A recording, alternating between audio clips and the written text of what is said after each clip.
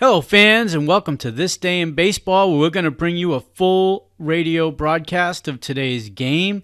And before we do that, I just want to thank Classic Baseball Radio, and there's a link in the notes where you can check out their full channel. They have many great radio broadcasts. And while you're listening to today's game, if you want to check out much more about the game and the players, look on the links below, and you're going to see links to player pages, the date the game happened, the year it happened, and the play-by-play. Enjoy the game, and check out the links while you're watching the game, and please don't forget to hit the subscribe button so that every time new content comes out, you're going to get that firsthand.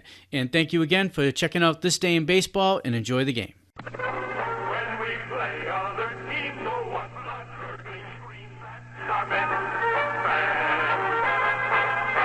When Met fans shout, go! What they mean we all know. We've got no place to go but up. And short from Shea Stadium in Flushing, New York, it's the New York Mets playing the San Francisco Giants. Rheingold Beer brings you National League Baseball with the New York Mets. Rheingold, New York City's largest selling beer. And what a remarkable thing that is. In New York, a city of so many different people with different tastes, one beer has become the favorite, Rheingold Extra Dry. We don't know why so many people like our beer, but we must be doing something right. This game is also brought to you by Viceroy. Not too strong, not too light. Viceroy has got the filter for the taste that's right. And by the Shell Oil Company, makers of Super Shell, the gasoline for good mileage. Stop at the clean white pump for Super Shell. Oh, hello, everyone. This is Ralph Gunn here, along with Lindsey Nelson and Bob Murphy from Shea Stadium. Actually, Lindsey Nelson is not right here with us in Shea Stadium. He is floating high in the air just above us in a Goodyear blimp. He'll be doing some commentary about the ball game from right up there on television. This is the final game of the year between the San Francisco Giants and the New York Mets. The Mets have won the last game of this series, winning last night 3-0 behind the combined pitching of Galen Cisco and Al Jackson. They lost the first game as the Giants outslugged them by a score of 9-2. So this game, the rubber game of this series. Mets just off of one of the finest weeks in their history. In fact, their finest week, as they won 6 of the 8 games played throughout the week against the Cardinals, winning 2 on Sunday from the Cardinals, 3 out of 4 from the Dodgers, and 1 out of 2 from the Giants. This ball game all set to go on a beautiful day for baseball. Real bright sky and pleasant weather and a large crowd on hand for the final game of this series. Starting lineups, we'll see Ron Hunt for the New York Mets at second base. Batting in the second position, playing center field, Johnny Lewis. Batting third at first base, Ed Kranepool. In the cleanup spot and playing third base, Charlie Smith. Joe Christopher playing right field, batting fifth. Johnny Stevenson, the catcher, batting sixth. Ron Sabota in left field, batting seventh. And Roy Mcmillan at shortstop, batting eighth. The pitcher will be Jack Fisher, and he'll be batting ninth. Now it's Willie Mays coming out with the lineup cards to home plate and present the San Francisco Giant lineup. It'll read like this. Matty Alou in right field, batting first. Len Gabrielson, the catcher, make it the left fielder, batting in the second position. Willie Mays batting in the third position in center field. Willie Mccovey at first base in the cleanup position. Jim Ray Hart at third base, batting fifth. Tom Haller, the catcher, batting sixth. Allen there at second base, batting seventh. And the shortstop, Tito Parente, is batting eighth. On the mound for the Giants, Bob Boland. 2 former teammates out at home plate with the umpires. Wes Westrom, the pro tem manager of the New York Mets, talking it over, going over the grounds rules, and Willie Mays, the captain of the San Francisco Giants. The umpires will be Stan Landis behind home plate. Mel Steiner, the umpire at first base. Al Bonick, the umpire at second. He's the crew chief of this group. And umpiring at third base, Augie Donatelli.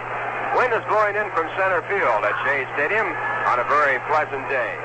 Dimensions here at this ballpark, 341 down the left and right field lines. In center field, 410. Up the alleys in left and right center, it's 371 feet. Now Willie Mays walking away as he goes back to the dugout. And the New York Mets will be taking the field in just a moment. The Giants are in third place in the National League race, 2.5 games back of the Dodgers. The Dodgers won last night to hold their lead of 1.5 games over Cincinnati. In fourth place, Milwaukee, they trail 2.5 back, a percentage point behind the Giants. Pittsburgh in fifth place. They are 6 games back, and then Philadelphia. In the overall all-important loss column, the San Francisco Giants have lost 56 ball games, and the Dodgers have lost 56 along with Cincinnati. Milwaukee has lost 57, Pittsburgh 62, and Philadelphia 62. New York Mets have a record of 43 and 87 going for them. They're trying to come up with a year that will top last year's record, all-time high wins of 53 ball games. So the Mets need 10 more to tie that overall position. Now the New York Mets have taken the field. It'll be Eddie Kranepool at first base, Ron Hunt at second base. The shortstop is Roy Mcmillan, the third baseman Charlie Smith. Out in the outfield, going from left to right, Ron Swoboda in left field. In center field, Johnny Lewis. In right field, Joe Christopher. The catcher will be Johnny Stevenson. And waiting now for the pitcher, Jack Fisher, to come out on the field and take his position on the pitching rubber. Action in the National League scheduled around on a full Sunday afternoon, and also the American League. We'll bring you right up to date on the action that has taken place in just a moment. But right now, our national anthem.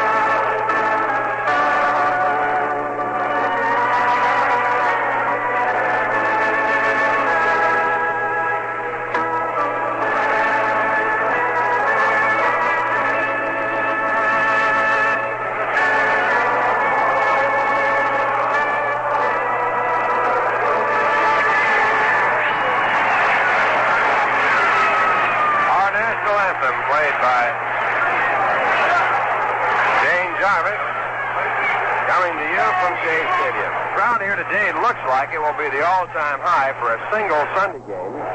The top crowd in the past was on June 3rd, 1962 against the Giants for a single Sunday game. That was a 34,102 crowd. That, of course, was in the Polo Grounds. Largest crowd here at Shea Stadium was a 30,185 crowd against the Pirates on April 19th, 1964. That was the first Sunday that the Mets played in Shea Stadium. And the crowd here today looks like it'll be somewhere around 40,000 people. Leading off. Well, in the 6 days since Monday, the Mets have drawn 253,112 people. The Giants and Mets so far have played before 290,245 in 7 days of the season. So the Mets are on their way to more records as the ball game gets underway. Matty Alou, the first batter for San Francisco. Matty playing right field, hitting .236. And the first pitch is swung on and fouled out of play, strike one. Jack Fisher with a record of 8-16 on the mound for the Mets. Lifetime record in the major leagues, 54 wins and 82 losses. He is 0-3 this season against his former teammates, the San Francisco Giants. In lifetime, he has won 1 and lost 6 against them. One strike count on Matty Alou, left-hand batter. The pitch back and it's popped up back of home plate. Johnny Stevenson with a chance. He goes back to the screen. He makes the play.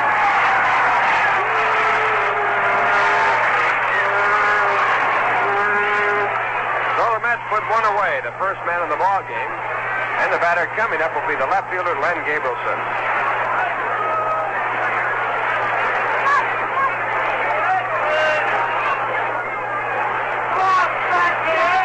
Gabrielson, a left-hand batter with an average of .302, 7 home runs, 22 runs batted in. Gabrielson.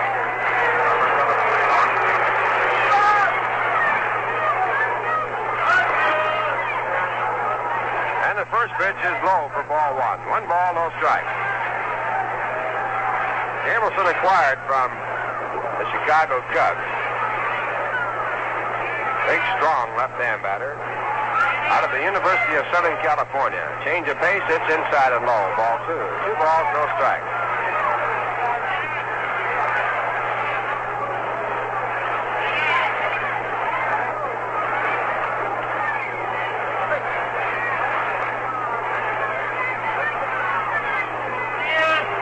Balls, no strikes. One man out in the top of the first. The Giants against the New York Mets. And the next pitch is low, and it's ball 3. 3-0, and the on-deck batter is Willie Mays.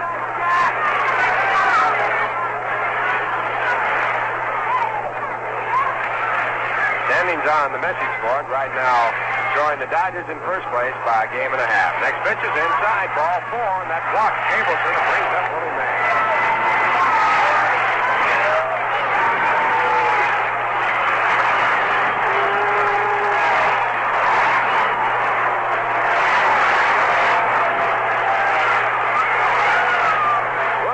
Four hits and 8 times up in the first 2 ball games against the Mets.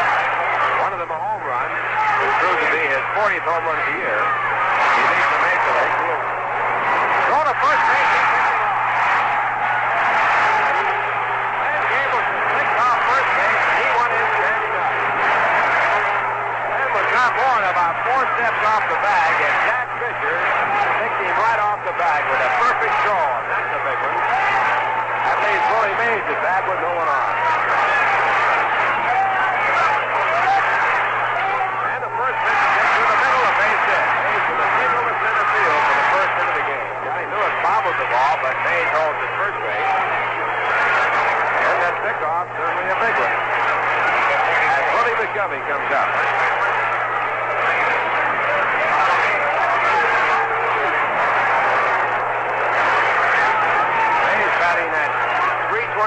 Now with the base hit.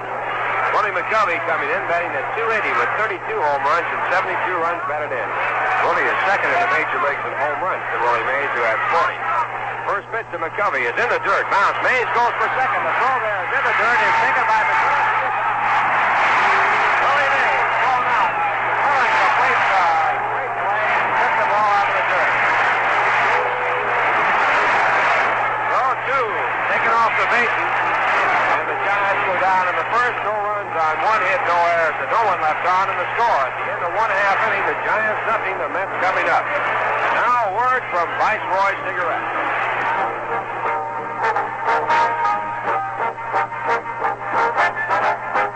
Which filter cigarette should you be enjoying today?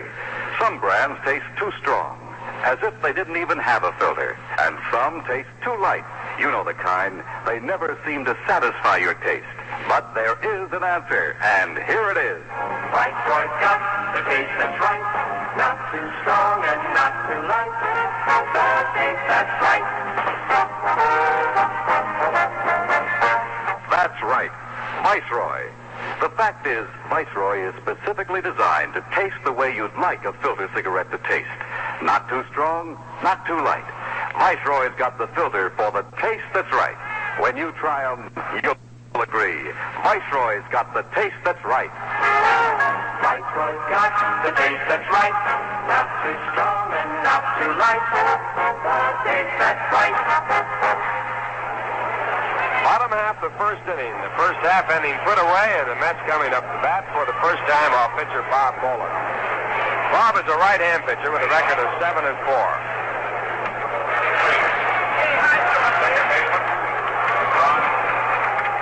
He'll be pitching to Ron Hunt. As his first pitching chore, Ron coming up with that 4 hits and 8 times up in this series so far. The first 2 games put away. And the 4 hits have all been 2 base hits. Ron now with 10 doubles on the season. 10 of his 23 hits have been for 2 bases. He's batting at .253. He'll be followed by Johnny Lewis and then Ed Greenfall. Bob Boland, the big, strong right-hander in the mound. He throws hard. 6'4", 200 pounds. His first pitch, curveball fouled over the top of the screen, strike 1. Boland is 27 years of age. Make it 26 years of age. He was born January 29, 1939. His Resides in Hickory Grove, South Carolina. Originally signed by the Giants. Played his first year back in 1957. Next pitch is a fastball inside. Ron tries to get out of the way, and it's off his bat against the screen. Strike two. Fallen last year 6-9 with the Giants in 38 ball games. Year before 10-6.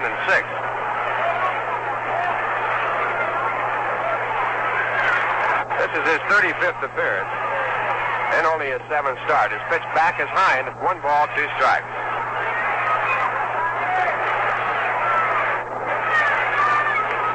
One ball, 2 strikes on Ron Hunt as he leads off for the Mets. No score. Final game of this 3-game series. Single game today. Next pitch is high and tight again. It's ball 2. Count evens out at 2-2.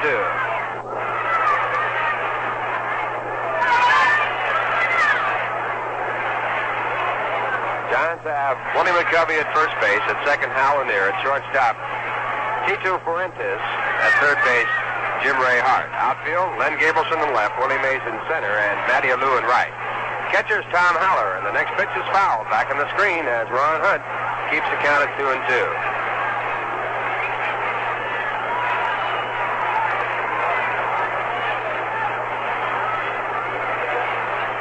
Mets will have the day off on Monday and take up again against Houston for 5 games. Pitch is high, a fastball up too high, and Ron Hunt has worked the count to 3 balls and 2 strikes. Ron has played in only 28 previous ball games this year. It's been a tough year for him. He was out twice with injuries, one time for almost 3 months with a shoulder separation. 3-2 pitch. Way inside, it hits him. A curveball. He goes to first base. Hit by a pitch ball. Ron, as he went down to first base, threw his bat at the ball, which rolled over by the first base side of the foul line. Just tossed his bat at it. If you notice anything about Ron, you notice that he does nothing to help the other club. If somebody happens to let a bat go out towards second base on a missed swing, he won't pick it up. He'll make the other club get it. He's all for one thing, and that's to win and do it completely on your own. That'll bring up Johnny Lewis. Johnny, a left-hand batter, hitting .248. He takes a called strike. John with 14 home runs and 39 runs batted in.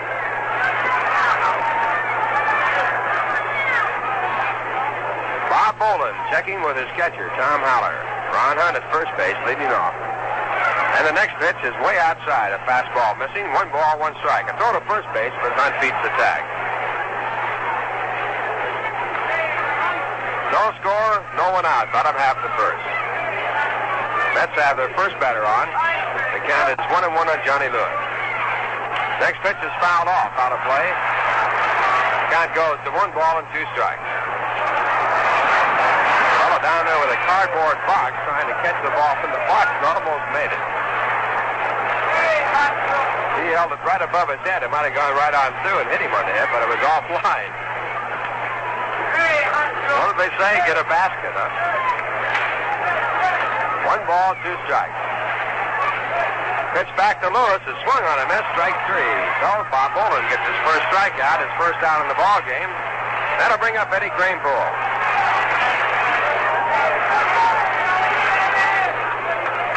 Ed batting .265 with 8 home runs and 48 runs batted in. First baseman,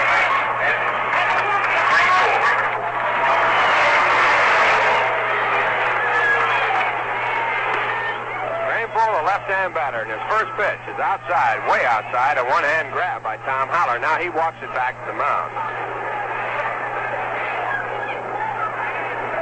So a conference just a short one at the mound, and then Haller back behind home plate.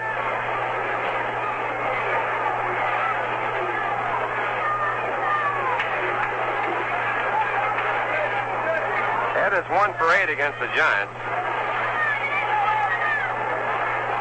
And his next pitch is swung on and missed. Strike 1. 1 ball, 1 strike. On the pitch, Ron Hunt made a bluff as though he might be going to second. Haller came out in throwing position, ready to make a throw. If you just joined us, the Mets picked 2 off base in the first inning. Then Gableson picked off at first base, and Willie Mays was thrown out trying to go down to second base, and the ball had got away from the catcher. Now a pitch up and nothing on. No play at all. The count of 2 balls, 1 strike. One man out, bottom half the first. Bob Bolin pitching for the San Francisco Giants. His record 7-4. And he throws to first base. Hunt has to get back in a hurry. Got back faster than he had to. Made sort of a half slide back in. No tag made by Willie Mccovey. Hunt off again as Bolin stepped up on top. And the next delivery is hit deep to right field. Matty Alou back by the warning track. He tries to one-handed, misses the ball. Ron Hunt over to third base. Being held there as the throw comes in, and Eddie Kranepool goes to second. It scored a two-base hit. On the play, Matty Alou misjudged the ball. And at the last minute tried to jump in one-handed. He was not back far enough. He had stopped. Had some more room to go back, but it goes as a two-base hit. So the Mets have their first hit. Runners at second and third, and Charlie Smith the batter. That two-base hit for Kranepool is 23rd. Club record is 28, held by Ron Hunt, who is on at third.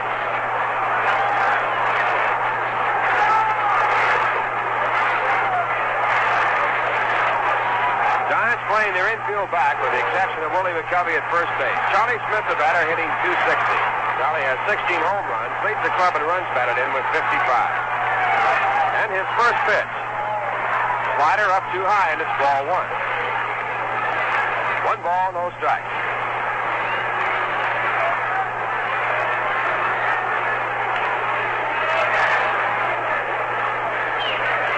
One ball, one strike. Now the next delivery, a swing and a foul tip.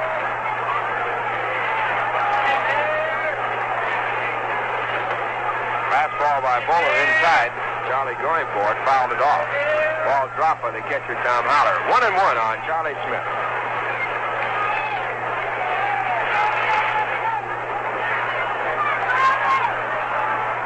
And at 1-1, the next delivery is a curveball fouled off.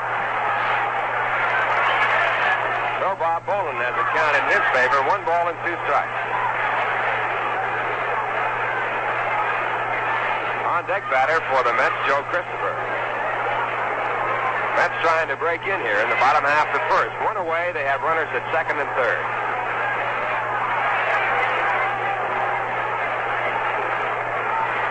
And the 1-2 pitch to Smith.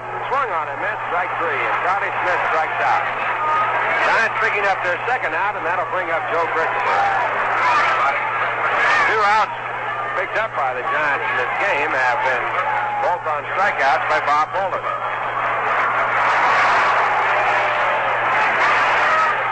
Joe Christopher stepping in. He's batting .247 with 4 home runs and 34 runs batted in.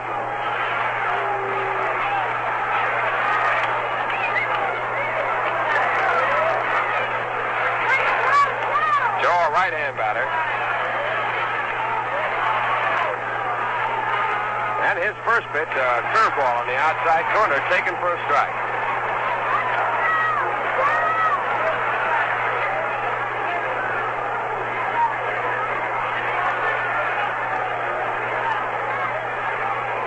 Infield play back all the way around with 2 men away. Runners at second and third, and the next pitch to Joe is a fastball high. Counted 1 ball, 1 strike. Christopher's had 1 hit in the series, 1 for 8. That was a double to left field. The double being his 11th this year. 1 ball, 1 strike. The next delivery is foul tipped at strike 2. Joe with a half swing trying to keep the bat out of the way and still getting the bat out far enough in the strike zone to be nicked by the ball. The count at 1 ball and 2 strikes.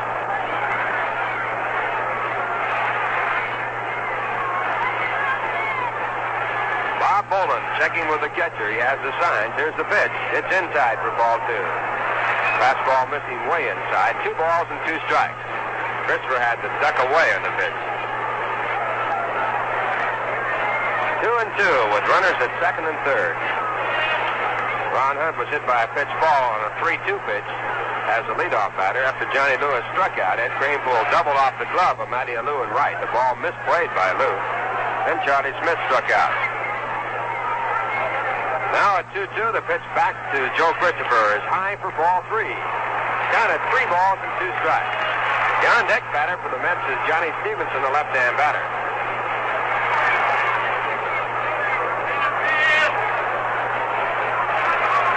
So right here, the pitch that Bob Bolen has that he likes to throw in a jam will be the pitch that will be coming up there with first base open. And at 3-2, curveball hit foul.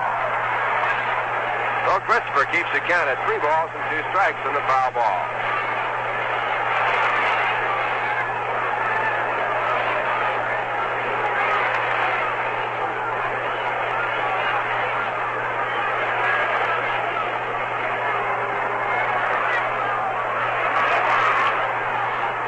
Ron Hunt at third base, moving up. Ed Kranepool at second. And again at 3-2. Fastball swung on him. That's strike 3. So Bob Bolen leaves 2 on the bases, giving up 1 hit, hitting 1 batter, and striking out 3. No run. And the score at the end of 1, the Giants nothing, the Mets nothing.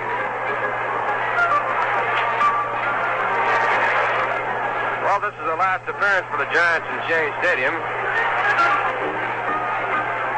But the Mets still have plenty of baseball left to play. In fact, they'll be playing double duty on Tuesday night against the Houston Astros. It'll be a twilight doubleheader starting at 6 p.m. And following that, another doubleheader on Wednesday afternoon. Game time will be at 1 o'clock on Wednesday afternoon. Mets playing a total of 5 games against the Astros in the next series. Final game will be Thursday afternoon on September 2nd, and that will close out the homestand as the Mets play 5 with Houston. So make your arrangements to come on out and join in on the double fun. Twilighter on Tuesday night starting at 6 o'clock, and on Wednesday a doubleheader starting at 1 p.m. A single game to close out the series on Thursday afternoon. Right now we pause for station identification. This is the New York Mets Baseball Network. And this is your station for Mets baseball in the Northeast, WGY 810 on the Islands, Schenectady. The time is 2:28. Ralph Kiner, along with Bob Murphy and Lindsey Nelson from Shea Stadium. Actually, Lindsey is not here at Shea Stadium. He's flying above it. Reporting the ball game on television from a point high in the air. First man up will be Willie Mccovey. He was left at home plate, but Willie Mays tried to go down to second base, and the ball had got away from Johnny Stevenson. And the first pitch is strike 1 on Willie Mccovey. Willie batting for the first time officially in the ball game, has a .280 average. 32 home runs and 72 runs batted in. Curveball by Fisher is in. It breaks over on the outside corner. Strike 2.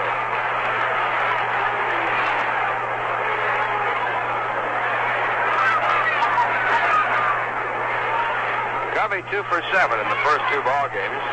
Both of those hits were home runs. One of them off the scoreboard in right field. A tremendous drive. Change up hit down to first base, foul. Ball kicked by Eddie Kranepool as he comes over to pick it up. Count stays at strike 2.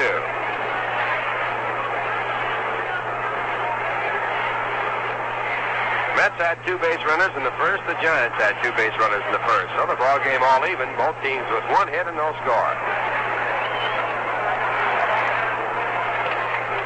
First base umpire Mel Steiner checking out the ball. It was thrown to him by Jack Fisher. Now Jack has it back.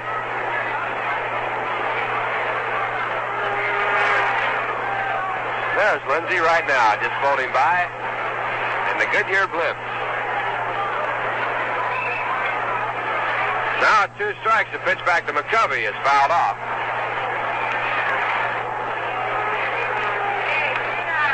They've even got the door open on the gondola underneath the blimp part. Maybe Lindsey's going to try a parachute jump. Lindsey Nelson's our man in charge of all altitude. He was the fellow who went up to the top of the Astrodome, too. Now again at 2 strikes, and a ball hit down to first base off the handle. Mccovey doesn't even run as Kranepool comes up and goes over to the bag. Mccovey just trotting on down to first base. He goes all the way down, tags the bag, and then kind of lumbers off. Number 16. Now the Mets have 1 away in the top of the second. The batter will be Jim Ray Hart. Number 16. Hart, a right-hand batter, hitting .297 this year with 16 home runs and 68 runs batted in.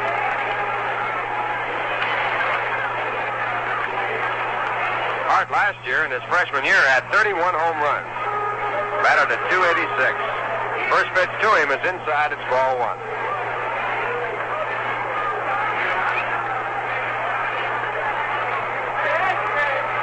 Hart 3 for 8 in the previous 2 games. One of them a long home run with 2 on.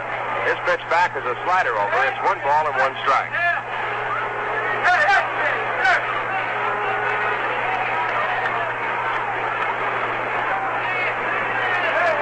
One ball, 1 strike. Jack Fisher back again. A sidearm curveball and stays inside. So the count now 2 balls, 1 strike.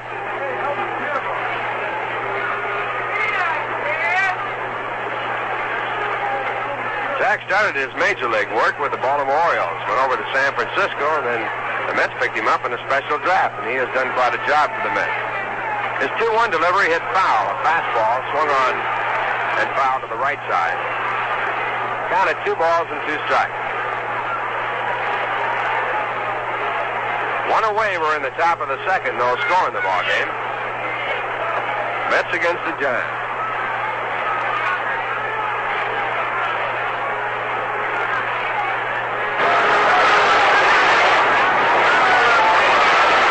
And the next delivery by Fisher is a fastball punched out into right center field. The ball high in the air. Time for Lewis to get to it. He makes the catch. Good running play by Johnny Lewis. And if you want to know whether the ball is live or not, that was a check swing. And the ball was caught about 365 feet away in right center field. He tried to hold up on the ball. That'll bring up the catcher, Tom Howler. Tom, a left-hand batter. His average at 244, 10 home runs and 34 runs batted in. He takes the first pitch. It's low. A Rheingold Chug-A-Mug is a wide-mouthed glass mug that holds 12 ounces of beer, and it even feels right when you pick it up. They're just about the handiest thirst quenchers in town. You'll find special Chug-A-Mug displays in your area. Next pitch is popped up back at second. Roy Mcmillan calling for it, drives it down. Moving out now a little further into center field, and he makes the play. That retires the side in order, and the score at the end of 1.5 innings, the Mets nothing, the Giants nothing. You've been wondering what Swedish Americans sing after the smorgasbord. Listen to this.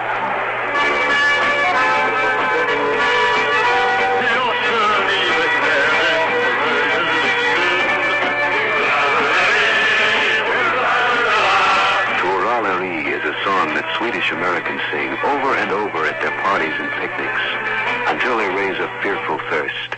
Then they change their tune.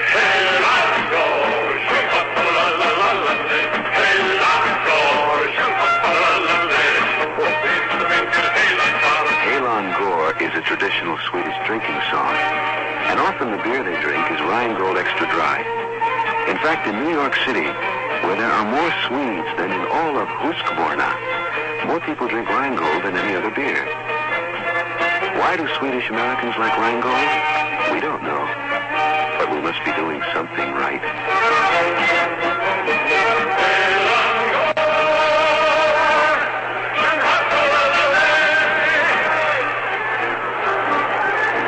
Bottom half of the second, the Mets coming up against the Giants pitcher, Bob Boland. The first batter for New York will be Johnny Stevenson. He'll be followed by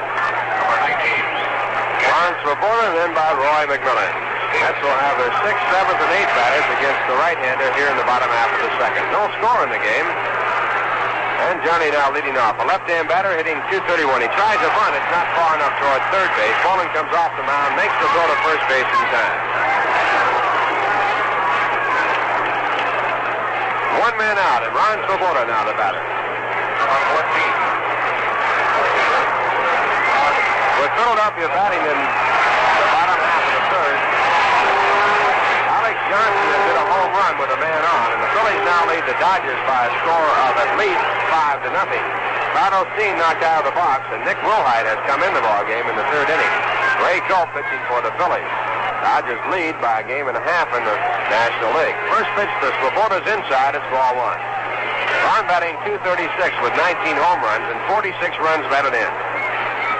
Big, strong right-hand batter, and a curve back is outside. 2 balls, no strikes. At the end of one, Houston nothing, Pittsburgh nothing. Don Nottebart pitching against Bob Friend. Right here, no score with 1 out in the bottom half of the second. Rolling back, and a curveball is swung on. It's 2 balls and 1 strike.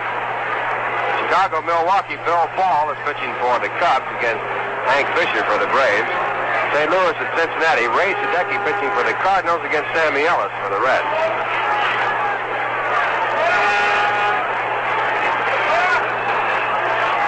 Two balls, one strike. Bowling back again with a curve. It's hit high in the air to left field. A ball just a little bit too high. Coming over to left fielder Len Gabrielson. Willie Mays standing by. And Willie lets him take it. Willie was right there. Could have made the play.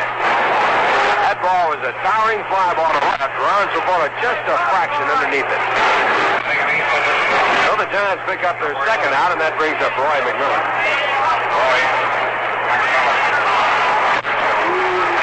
Roy with 2 hits and 6 times up in the series, batting at .251 now. 1 home run and 34 runs batted in.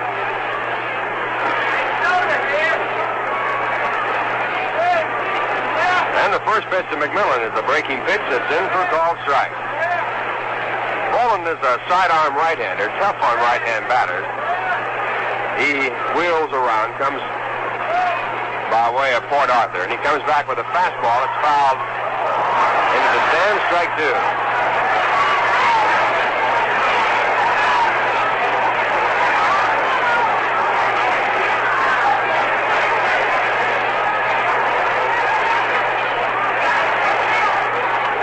Next pitch is fouled off again.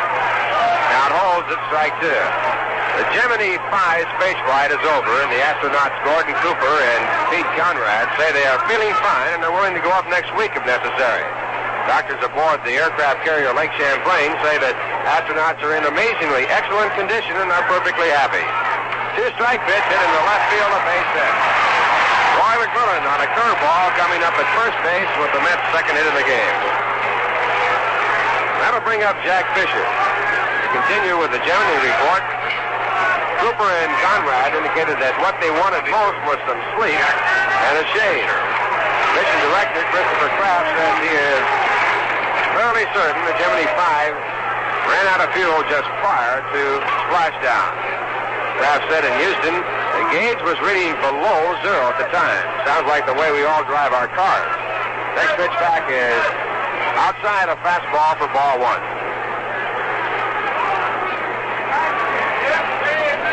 Jack Fisher, the batter, hitting at 167. Roy Mcmillan at first base. And Boland now back again, and a fastball is fouled off. The count at 1 ball, 1 strike. Fisher's had 11 hits so far this year, and 66 times up. 2 of the hits have been 2 base hits, and he has driven in 2 runs.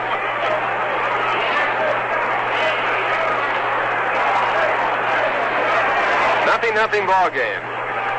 And the next delivery, a fastball low and away, ball 2. A backhand catch by Tom Howard. 2 balls, 1 strike.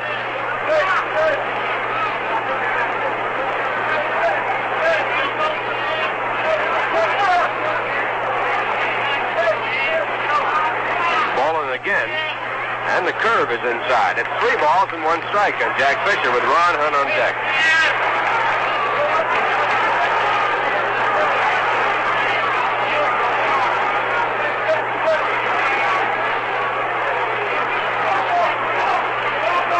Balls, 1 strike.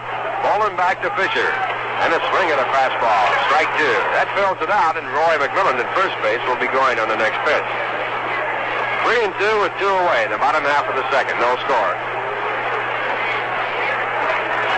Mcmillan runs, and the 3-2 pitch is high for ball 4. So Roy eases up going into second base, and Jack Fisher walks to first. That is the first walk issued by Bob Boland. He did put Ron Hunt on when he hit him with a 3-2 pitch his first time up. Ron batting at .253. And batting with runners at first and second base.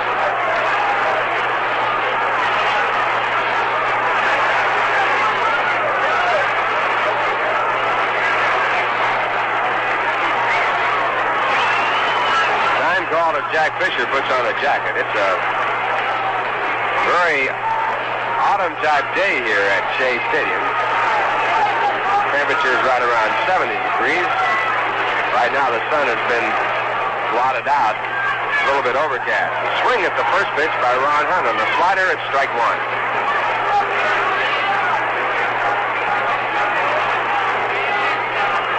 Mets have had runners on the bases in this ball game previous to this inning. In the first, they had runners at second and third, but Boland tightened up and struck out Charlie Smith and Joe Christopher to leave them there. In that inning, he also struck out Johnny Lewis, so he struck out the side in the first. Bobby Wine has hit a home run in the third for the Phillies, so they have scored at least 4 runs in the third, and they lead by at least 7-0 over the Dodgers. Next pitch is a curve on the inside corner, strike 2. Ron Hunt thought the pitch was inside. Rod Osteen knocked out of the box. Nick Wilhite now pitching for the Dodgers. Home run coming off Wilhite. And the 2-strike delivery, high tight fastball. 1 ball, 2 strikes. Ron ducking away.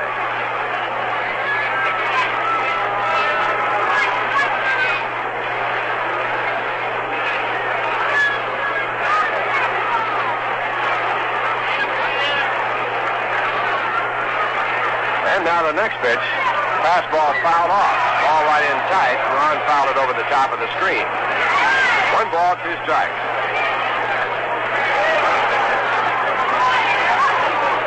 Mcmillan back to second base. Jack Fisher on at first. No score in the game. 2 men away in the bottom half of the second.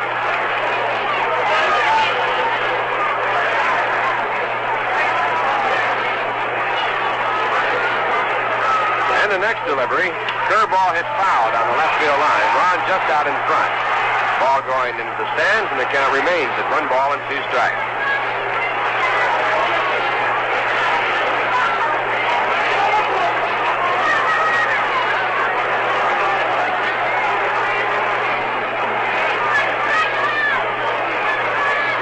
The Giants have a powerful-looking ball club with such names as Willie Mays, and he is powerful.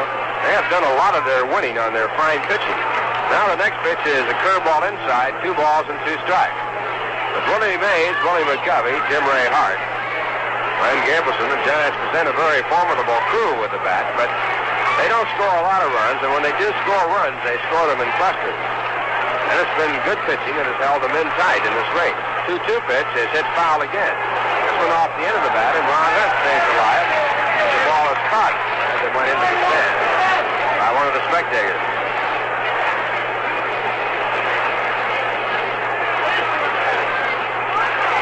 Good pitching by Bob Boland, Frank Lindsay in relief, Masanori Murakami in relief, Bob Shaw, and even Warren Spahn has chipped in for 2 out of 3. Now again a foul ball. So Ron Hunt battles away against Bob Boland. Now staying at 2 balls and 2 strikes. The Phillies scored 5 runs in the third, so they lead by a score of 8-0 over the Dodgers. Ball game going to the top of the 4th. Ray Culp, the beneficiary of those 8 runs, working for Philadelphia.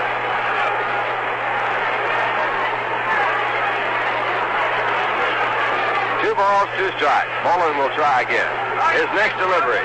Fastball swung on and missed, strike 3. So Boland gets his 4th strikeout. And it came in the clutch against Ron Hunt. In the inning, no runs, 1 hit, no errors, and a walk, 2 men left. And the score at the end of 2, the Mets nothing, the Giants nothing.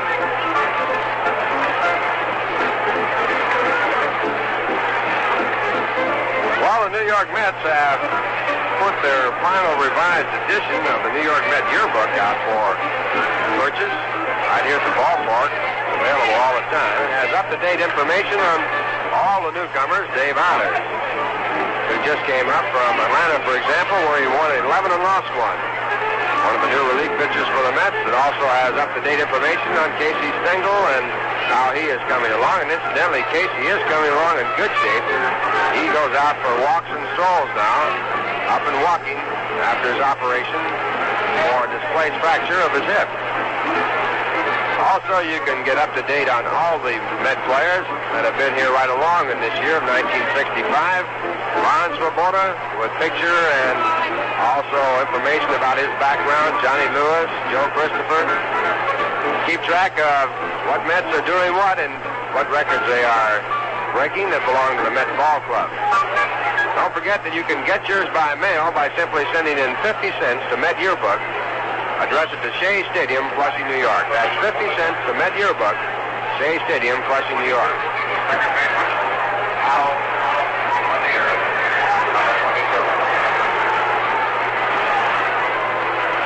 Now the Giants coming up in the top of the third. No score in the ball game, and the first man up will be Hal Lanier. Hal batting for the first time.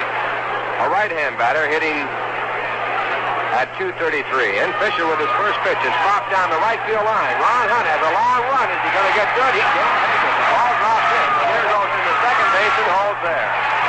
Little pop double down the right field line. It dropped right near the line and back of Eddie Kranepool, who was going out, in front of Joe Christopher, who was coming in, and also just beyond the reach of Ron Hunt as he came from his second base position.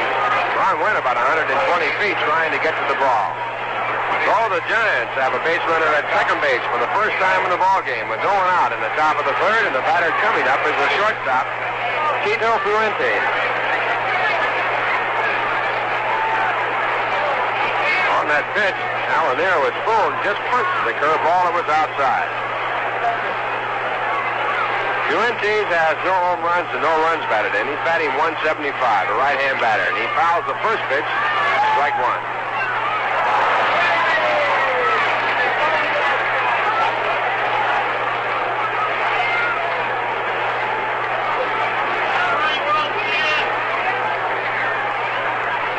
One strike count on the right-hand batter. Fuentes was recalled from Tacoma, where he batted .311, had 19 home runs. Joined the club about 10 days ago. His one strike delivery. Fastball bunted towards second base. It could be a base hit. Coming in is Ron Hunt. He has no play. Perfect bunt by Fuentes, and on the play, Hal Lanier moved to third.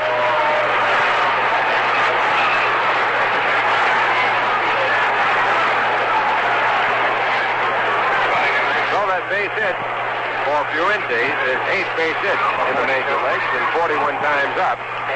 And the Giants threaten here with no one out in the top of the third. The batter will be the pitcher. What Mets are doing what and what records they are breaking that belong to the Mets Ball Club. Don't forget that you can get yours by mail by simply sending in 50 cents to Met Yearbook. Address it to Shea Stadium, Flushing, New York. That's 50 cents to Met Yearbook, Shea Stadium, Flushing, New York.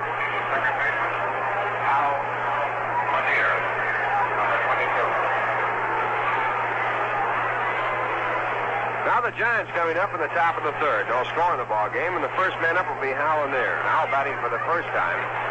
A right-hand batter hitting at 233. And Fisher with his first pitch is popped down the right field line. Ron Hunt has a long run. Is he going to get good? He can't make it. The ball drops in. Lanier goes into second base and holds there. Little pop double down the right field line. It dropped right near the line, and back of Eddie Kranepool, who was going out, in front of Joe Christopher, who was coming in, and also just beyond the reach of Ron Hunt as he came from his second base position. Ron went about 120 feet trying to get to the ball. So the Giants have a base runner at second base for the first time in the ball game with no one out in the top of the third, and the batter coming up is the shortstop, Tito Fuentes. On that pitch, Hal Lanier was fooled, just punches the curveball that was outside. Fuentes has no home runs and no runs batted in. He's batting 175, a right-hand batter, and he fouls the first pitch, strike one.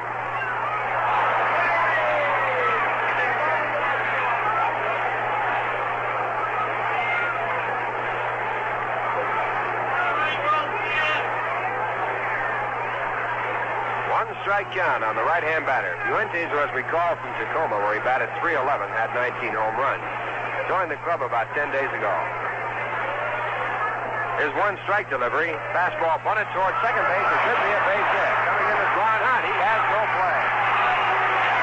Perfect bunt by Fuentes, and on the play, Hal Lanier moved to third.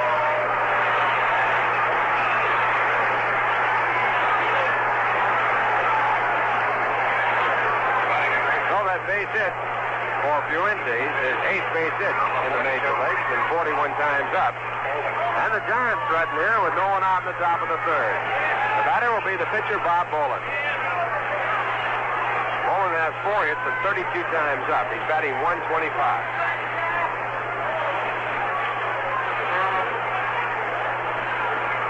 Right-hand batter in his first pitch is swung on a miss, strike one. A slider just off the plate. A strike one count. Mets are playing their infield back looking for a double play. They'll give up a run here with no one out. Charlie Smith is about halfway. one out. Top of the third. Next pitch is a curve dug out of the dirt by Johnny Stevenson. 1 ball, 1 strike.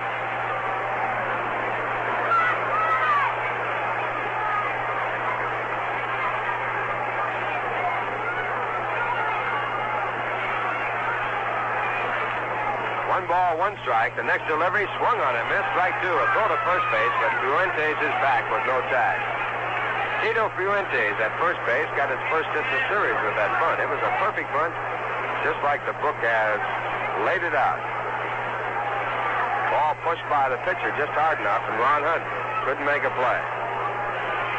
Now the 1-2 delivery, curveball fouled back in the screen. So the count holds at 1 ball and 2 strikes. On deck batter is Matty Alou.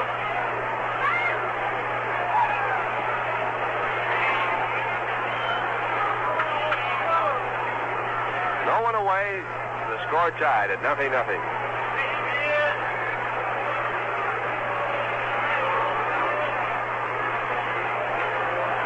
Pitcher set to work. A look at first base. His next pitch is hit right to the middle. A base hit. Fuentes going over to third base. Johnny Lewis throws the ball into second base, and on the play, the Giants score the first run of the ball game as Al Lanier scored from third.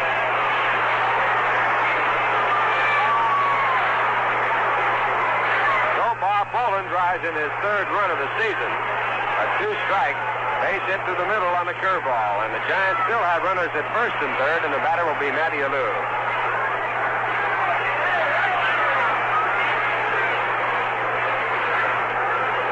Matty fouled out his first time up. Mets getting some action in their bullpen now as Gordon Richardson takes off his jacket and goes out to the pitching mound in the bullpen. Gordon, a left-hand pitcher. Alou batting .235, and the Mets now have their infield in at first and third, back at second and short. First pitch by Fisher to Alou is fouled away. It's strike 1. Fisher with a fastball over the outside part of the plate. Matty Alou loves to bunt. He has great speed. So the Mets have their third baseman, Charlie Smith, even with the bag, and the infield has shortened up. Eddie Kranepool also playing in front of the runner at first. 1 strike pitch is fouled off again, strike 2. 2-strike count. The Giants lead 1-0, scoring a run here in the top of the third, no one away.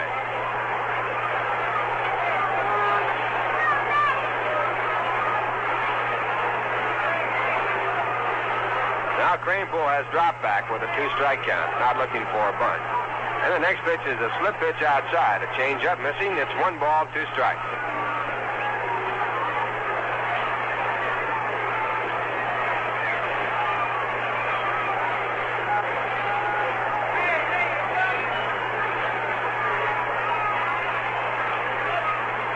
Lou with 2 home runs and 18 runs batted in. And Fisher back to him with a curve that's hit down the line in foul territory. Kranepool back by the stand, and he can't get to it. He stumbles over the tarp down in right field, but he's not hurt. Ball going into the stands, and the count remains at 1 ball and 2 strikes. At the end of 1.5 innings, Houston 2, Pittsburgh nothing. Not a part against Bob Friend. At the end of 1, Chicago nothing, Milwaukee nothing. Fall against Fisher. At the end of 1/2 inning, St. Louis nothing. The Reds coming up. Sammy Ellis going for Cincinnati. Ray Sadecki pitching for the Cardinals. And at the end of 3.5, Philadelphia 8. The Dodgers nothing. Now Fisher at 1-2, and the next delivery is fouled into the dugout of the Giants, right by the on-deck batter, Len Gabrielson. He dives out of the way, and the ball goes into the dugout.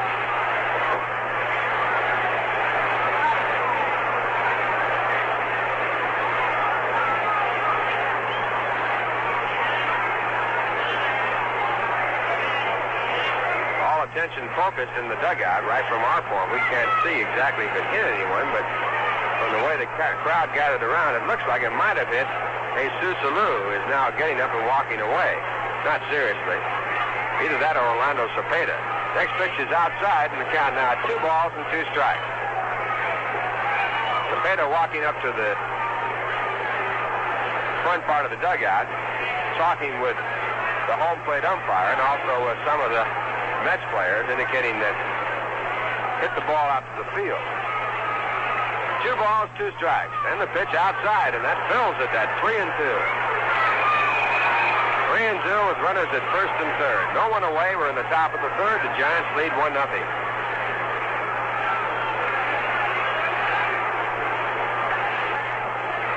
And at 3-2, with the runner not going, the pitch is low and inside, ball 4, and that loads them up.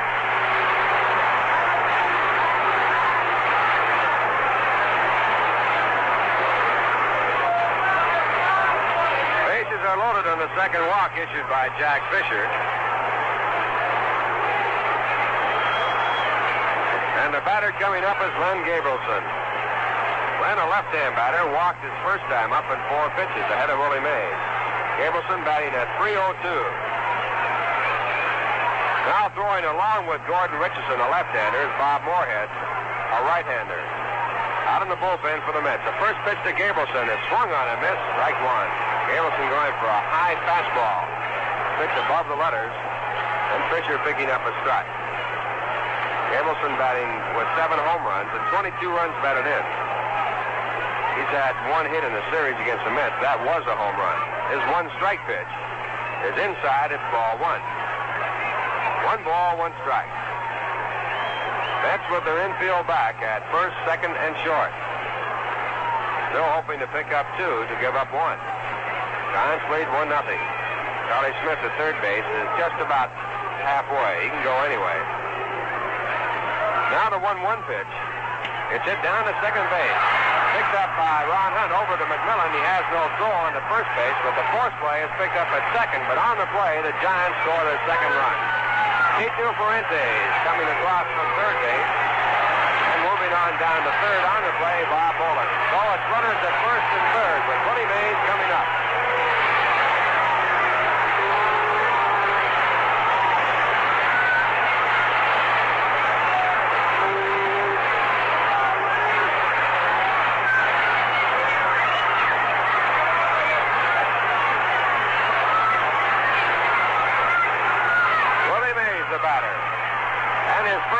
Is inside a fastball. Willie started to swing and then spun around, but held the bat back, and it's ball 1. Mays all geared up. He's got 40 home runs and 86 runs batted in. He's batting .325. He has been on a terror streak here in this month, having hit 16 home runs so far. Willie 5 for 9 against the Mets in the series. And Fisher now back at 1. The next pitch is in the dirt for ball 2. And May says, look at the ball, and throw the home plate umpire. Dan Landis takes a look and throws it out of play.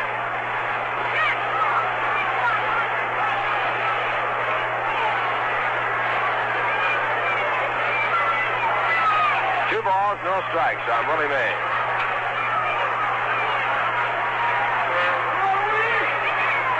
Fisher look at first and a throw there, but Gabrielson, who was picked off first base his first time on, is only a couple steps away. He was only a few steps away when he was picked off. Now the 2-0 pitch. It's a deep to left field.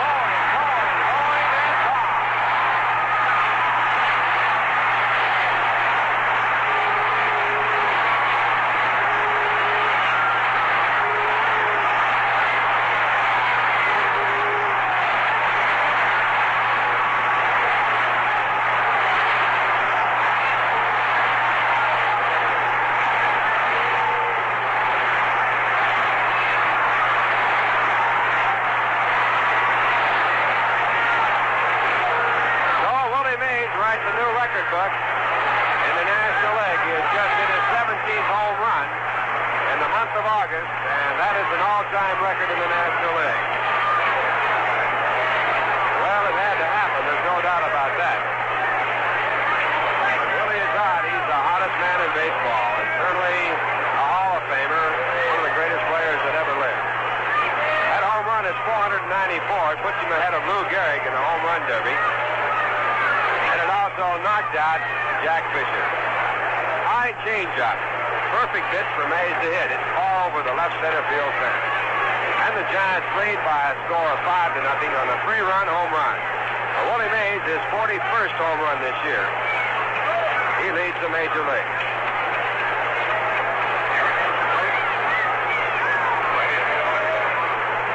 Coming in now, left-hander Gordon Richardson in place of Jack Fisher. Jack officially was credited with 2 1/3 innings of work. Charged with 5 runs. He gave up 5 hits. Jack struck out none and walked 2. And Gordon Richardson will be pitching to Willie Mccovey. So while he warms up, we'll run down the scores once again. At the end of 4, Philadelphia 9, the Dodgers nothing. Wilhite now pitching for the Dodgers. Osteen was the starting pitcher. Ray Culp working for Philadelphia. Corrales, Alex Johnson, Bob Wine, Richie Allen home runs. At the end of 2.5, Houston 2, Pittsburgh nothing. Don Nottebart pitching for the Astros against Bob Friend. At the end of 1, Chicago nothing, Milwaukee nothing. Bill Paul pitching against Hank Fisher. St. Louis nothing, Cincinnati nothing after 1. Ray Sadecki working for the Cardinals against Sammy Ellis. In the American League, the Yankees are scheduled at Kansas City for a single game. Boston playing 2 at Chicago. At the end of 1, Boston nothing, Chicago nothing. Marmoquette pitching for the Red Sox against Howard for the White Sox. Baltimore at Washington for a single ball game. At the end of 5.5 innings, Baltimore 4, Washington 3. Don Larson relieving Milt Pappas in the 6th. Buster Nerham still in the ball game as the starting pitcher for the Senators. Dick Nen a home run the 4th with no one on. At the end of 1, Cleveland nothing, Minnesota nothing. Hargan against Merritt, 2 newcomers to the American League. Also scheduled Detroit and Los Angeles. Right now we pause for station identification. This is the New York Mets Baseball Network. This is WGY 810 on the dial, Schenectady, and while we have this opportunity, we'll take advantage of it to apprise you of President Johnson's just completed press conference. He opened his conference at his Texas farm by congratulating the astronauts and announcing plans for the astronauts, as he indicated earlier when he talked with them, that they would be going on a world tour along with other astronauts to better world understanding of the situations now taking place. The president announced the end of the 75-day-old shipping strike, but in response to a reporter's query as to the status of the steel strike, could give no answer but that he hoped it would be settled before the Tuesday deadline. The president announced the appointment of John Gronowski, U.S. Postmaster General, as ambassador to Poland. His successor will be Lawrence O'Brien, who has been up to this time a special assistant to the president. He also touched on international situations, saying that for the first time the agreement is now in the Dominican Republic. He is also hoping for a peaceful settlement of the Kashmir dispute between Pakistan and India. We'll have further details on the 6 p.m. news on WGY.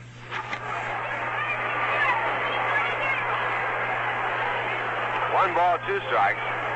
Richardson, a left-hand pitcher, taking the signs from Johnny Stevenson. And his next pitch is fouled over the screen. So the count will hold at 1-2.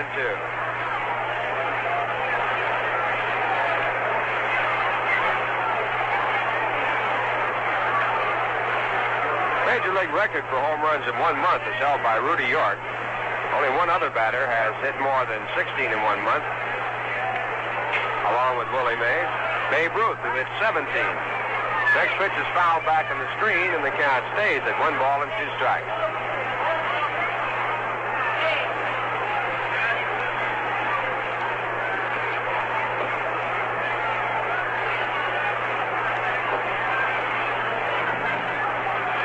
Ball, 2 strikes. And the next delivery is swung on and missed, strike 3. Actually a foul tip that was held on to by Gordon Richardson. The indication by the umpire that the ball was a foul tip. So Richardson strikes out his first man. That's the first strikeout against the Giants in the game so far. And the Mets now have their second out. And the batter will be Jim Ray Hart.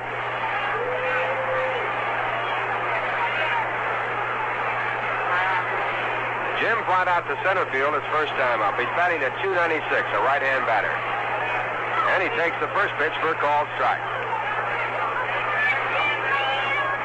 Hart has hit 16 home runs this year and driven in 68.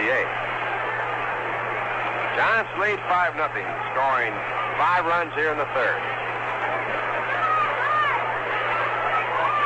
Richardson, 26 years of age. 6 foot tall, 185. Hard throwing left-hander. Last year won 4, lost 2 for St. Louis. Drive deep to right field. Back on the warning track is Joe Christopher. He is there, and he makes the catch. That retires the stride, but in the inning, the Giants score 5 runs on 4 base hits. There were no errors and no one left on. And the score at the end of 2.5 innings, the Giants 5, the Mets nothing. Here's a bit of advice about your car that may come in handy. There goes a driver who doesn't care much about money. He's wasting gasoline. Shell mileage experts will tell you that when you accelerate with a wide-open throttle, your car may be getting only 5 miles per gallon. That's right, 5 miles per gallon. That's pretty expensive. So Shell experts offer this tip. Take it easy when you're taking off, and watch your mileage improve. Of course, the gasoline you use can affect your mileage too. That's why Shell blends a mileage ingredient called platformate into Super Shell. Platformate actually contains more energy per gallon than the finest 100-octane aviation gasoline, energy that turns into mileage as you drive. So remember this advice from the mileage experts at Shell. Avoid those fast takeoffs and keep your tank filled with Super Shell gasoline. It's blended to help you get good mileage. Well, the Giants sent 8 men to the plate in the 3rd inning, got 5 of them across home plate. All the way around the bases, they lead by a score of 5-0. Now they take the field, and they have made one change. Willie Mccovey has been taken out of the ballgame. Len Gableson has moved in at first base from left field. Matty Alou, who was in right field, has moved to left field to take Gableson's place. And in the ballgame and batting in the 4th spot in the batting order, Ken Henderson now playing right field. Mets will have Johnny Lewis against Bob Boland here in the bottom half of the 3rd. And the first pitch to the left-hand batter is a curveball inside. It's ball 1. Johnny batting for the 2nd time. Struck out pitching a fastball his first time up. Bob Boland has struck out 4. He got 3 in the 1st. Next pitch is looked at for a called strike. 1 ball, 1 strike.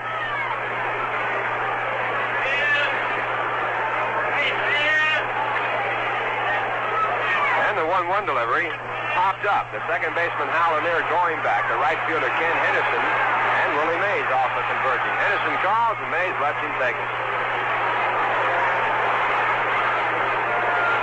Now the Mets will have Eddie Kranepool coming up. Eddie doubled off the glove of Matty Alou in right field his first time up. Ball was misplayed by Alou and went for a 2-base hit. Mets had runners at 2nd and 3rd in the 1st with 1 man away. They were left there when Smith and Christopher struck out.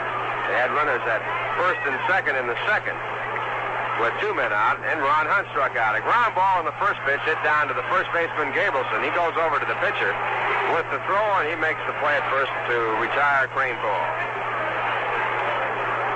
That'll bring up Charlie Smith. Charlie 0 for 1, batting at 260. Kranepool before the out, batting 267.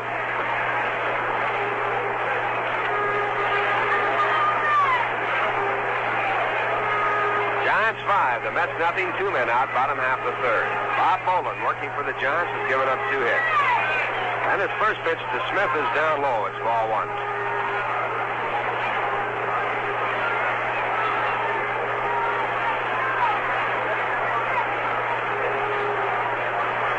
The 1-0 delivery, and a curveball is bounced toward 3rd. On through in the left field. Ball bouncing by the glove of Jim Ray Hart.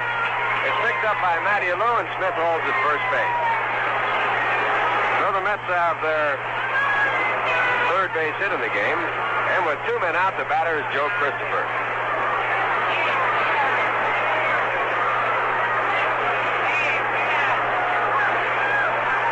Joe struck out his first time up, batting at 246.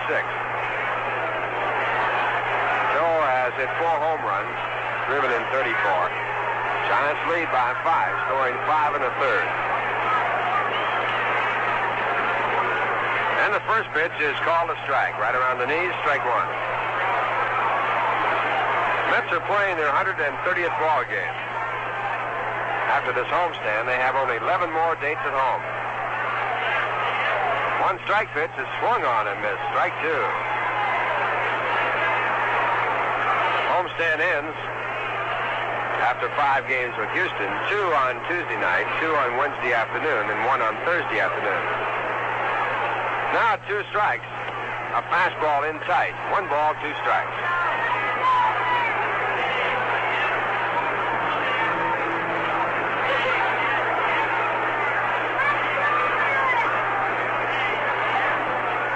Back again and missing again. It's ball 2. Pitch high and away, backhanded by Tom Haller, 2-2.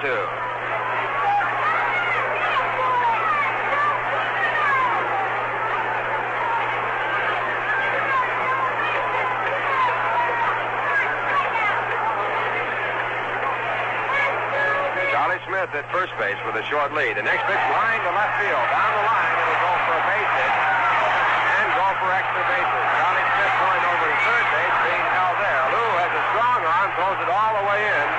Ball caught on the short hop by Tom Haller right near home. Throw a double for Joe Christopher. Joe is 12th double of the year, and once again the Mets have 2 base runners, and for the second time in the game, in 3 innings, they've had base runners at second and third. They have yet to get one across, and the batter this time will be Johnny Stevenson.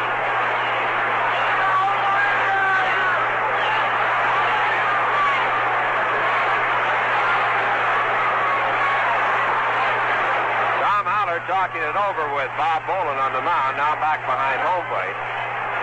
Getting set to send the signs out as they get ready for Johnny Stevenson. Johnny batting .227.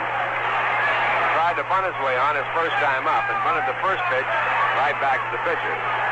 Bob Boland puts the ball in play and they throw over to first base, hoping to pick up an out, as the Giants claim Joe Christopher missed first, but the indication being that Joe touched it, as Mel Steiner indicates the safe sign that he touched the bag. Now Boland reading the signs again. Into the windup, here's his pitch. It's swung on a miss, strike 1.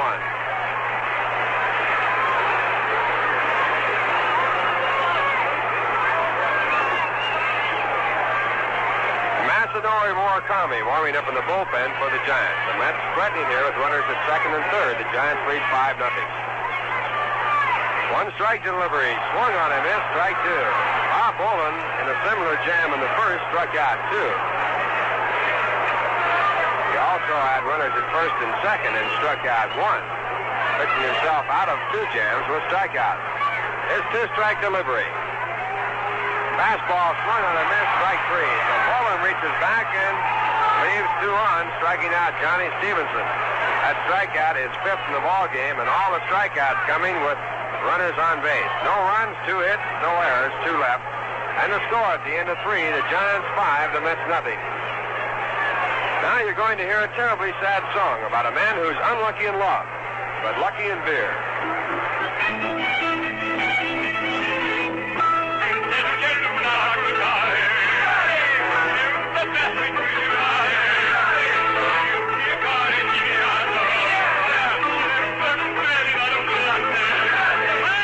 Cafes of Romania comes the song about Ionelule, who drinks to forget the fire that burns his heart because marijuana doesn't love him.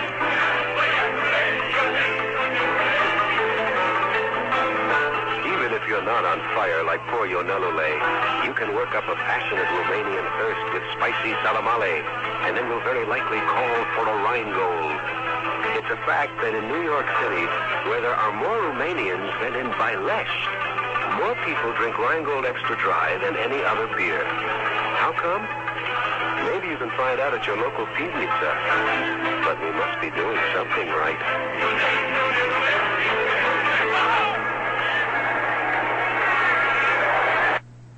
It's the top of the 4th inning. The Giants coming up as they lead 5-0. And the first man up will be Tom Haller. On the mound for the Mets in relief of Jack Fisher, who was knocked out. In the top of the 3rd is Gordon Richardson. And Gordon, a left-hander, with his first pitch to the left-hand batter, it's swung on for strike 1. Haller batting .243 with 10 home runs and 34 runs batted in. Richardson pitching to his 3rd man since coming in the game. He got his first 2, and he misses low and away. It's ball 1. 1 ball, 1 strike.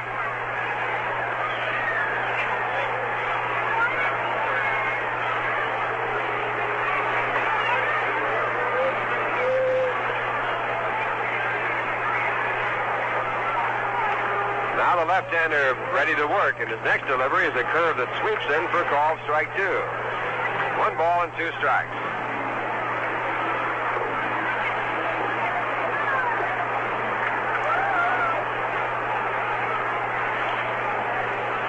Haller will be followed by Hal Lanier and Tito Fuentes.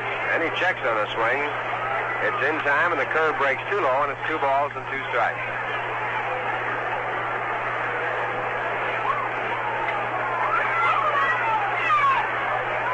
2-2 with no one out in the top of the 4th. Giants have 5 runs on 5 hits, but a big one by Willie Mays scoring 3. It went all the way. 2-2 pitch, a curve hit down to first. Cranepool digs it out, throws over to Richardson, covering at first base in time for the out. Now with 1 away, the second baseman Hal Lanier will come up. Hal started off the 5-run third with a bloop double to right field. Ball was just a little check swing hit on a curveball outside and dropped in just out of the reach of Ron Hunt, who tried to track it down from second base. After that, Fuentes, the on-deck batter, beat out a bunt to move Lanier over to third. Bob Boland helped his cause with a 2-strike base hit to center. First pitch to Lanier hit deep to right field. A long run by Joe Christopher. The wind holding the ball up. He makes the catch. So on 1 pitch, the second out. Put in the record book, and it brings up the shortstop Tito Parente, who scored when Len Gabrielson hit him to a 4th play in the 3rd. Matty Alou walked in that 3rd to load up the bases. Gabrielson got 1 in when he grounded out, leaving 2 on for Willie Mays, who hit his 41st home run to make it a 5-0 game. Fuentes with his first hit in the series, a bunt at last time up, takes high, it's ball 1. He's batting 195, a right-hand batter.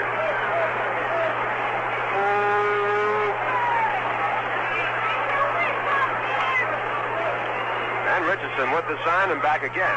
And a swing and a miss, strike 1.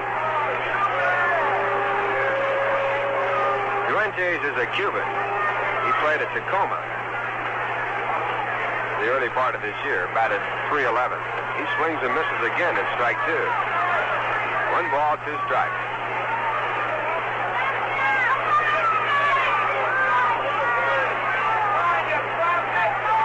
And Richardson at 1-2, and the pitch is swung on and missed, strike 3. So Gordon takes the side away in order, picking up his second strikeout since coming in the game.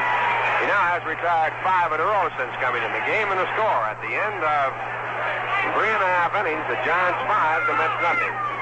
Now here's Lindsey Nelson with another unusual fact from the Viceroy Hall of Records. Got a question for you. Know when the first night game was played? I was surprised it was so long ago. But the Viceroy Hall of Records gives the nod to a couple of amateur teams that played in Massachusetts. The year 1880. Surprising, huh? But I'll tell you this. It's no surprise to see more and more smokers choosing Viceroy. It's because Viceroy's got the taste that's right. You see, Viceroy is specifically designed to taste the way you'd like a filter cigarette to taste. Viceroy is not too strong like some brands that taste as if they didn't have a filter, and not too light like some others. You know the kind. They just don't seem to satisfy your taste. But when you light up a Viceroy, you get the filter cigarette that's not too strong, not too light. Viceroy's got the filter for the taste that's right. Viceroy's got the taste that's right. Not too strong and not too light. The taste that's right. Mets batting now in the bottom half of the 4th. Their first man up will be Ron Swoboda. He'll be followed by Roy Mcmillan, and then the pitcher, or the pitcher's position. They trail 5-0. On the mound with the 5-0 lead is Bob Boland. Bob has struck out 5 and has given up 4 base hits. He hits the first pitch in the right field. Right there is Henderson. He makes an easy catch of the line drive. Henderson is a very good-looking outfield prospect. He plays center field, right field, and left. He made that catch just like he was Willie Mays. It was a hard shot to right. He just nonchalanted the ball as he put it away. So on 1 pitch, Ron Swoboda goes back to the bench. He had flied out to left field his first time up, and the batter will be Roy Mcmillan, who singled to left field his first time up. 53, a right-hand batter. And he takes the first pitch for a called strike. One strike count on Roy Mcmillan. Roy 3 for 7 against the Giants in this 3-game series. One strike delivery is a high fastball. Pitch is inside, and it's ball 1.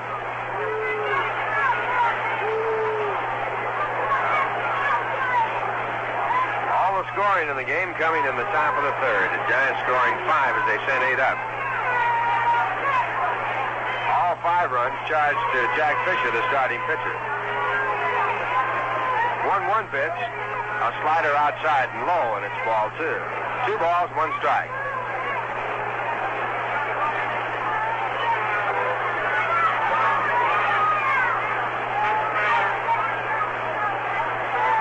And the next delivery is popped up. First baseman Len Gableson and Hal Lanier, the second baseman, right there. Lanier calls, and he makes the catch. So 2 away in the bottom half of the 4th, and the batter is Gordon Richardson.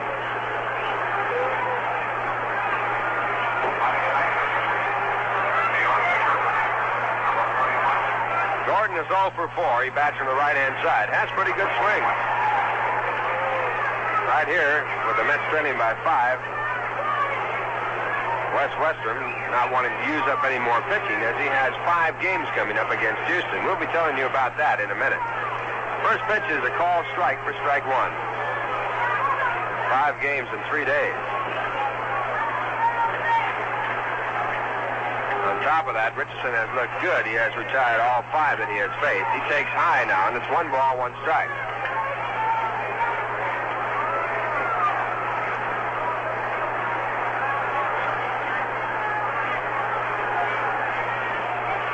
And the next pitch is a curveball. Swung on and missed. Strike 2. 1 ball, 2 strikes.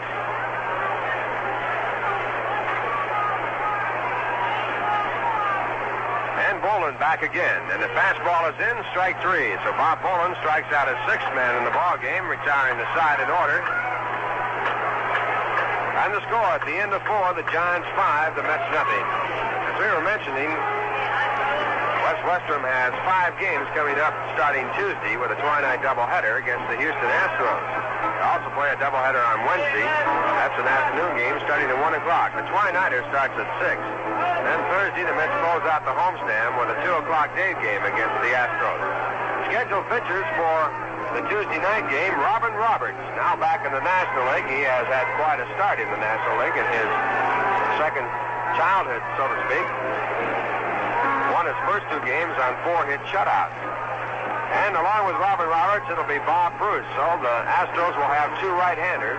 The Mets will counter with 2 left-handers, Tug McGraw and Larry Miller. Tug off of 2 big wins over the St. Louis Cardinals and the Dodgers. Tug defeating Sandy Koufax his last time out, and that's no chore that he can toss off lightly. So we're looking forward to 5 with the Astros starting Tuesday night. Hope you can be with us out here at Shea Stadium. If not, the games will be on radio and television. In the National League, at the end of 5 1/2 innings, Philadelphia leading the Dodgers by a score of 9-1. The Dodgers finally scored in the top of the 6th on a home run by Willie Davis. Rawhide still pitching for the Dodgers in place of Claude Osteen, the starting pitcher. Ray Culp going so far all the way for the Phillies. Corrales, Alex Johnson, Bob Wine, Richie Allen, and Willie Davis home runs in the game. Right here, it's a 5-0 game with Bob Boland, the batter, against Gordon Richardson. Bob, a right-hand batter, and he takes the first pitch. It's strike 1. Boland helped his cause in the 5-run third when he singled on a 2-strike count into center field off Jack Fisher to keep the rally going. It drove in the first run of the game. Boland now with 3 runs batted in, hitting 152. He takes low, and it's 1 ball, 1 strike.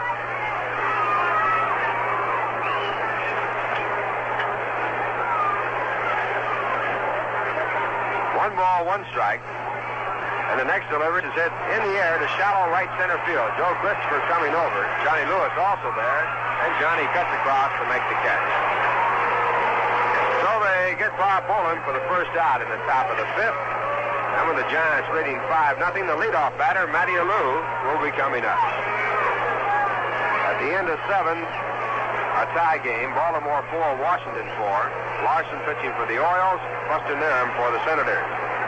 The end of 3, Minnesota 1, Cleveland nothing. Oregon against Merritt. And also scheduled the Yankees at Kansas City, Detroit at Los Angeles. Matty Alou now, the batter. He tries a bunt. It's in the air. And Cranebro will get to it, and he makes the catch in foul territory. So Alou is disposed of on a bunt try, and now the Mets have their second out in the top of the 5th, and the batter will be Len Gabelson.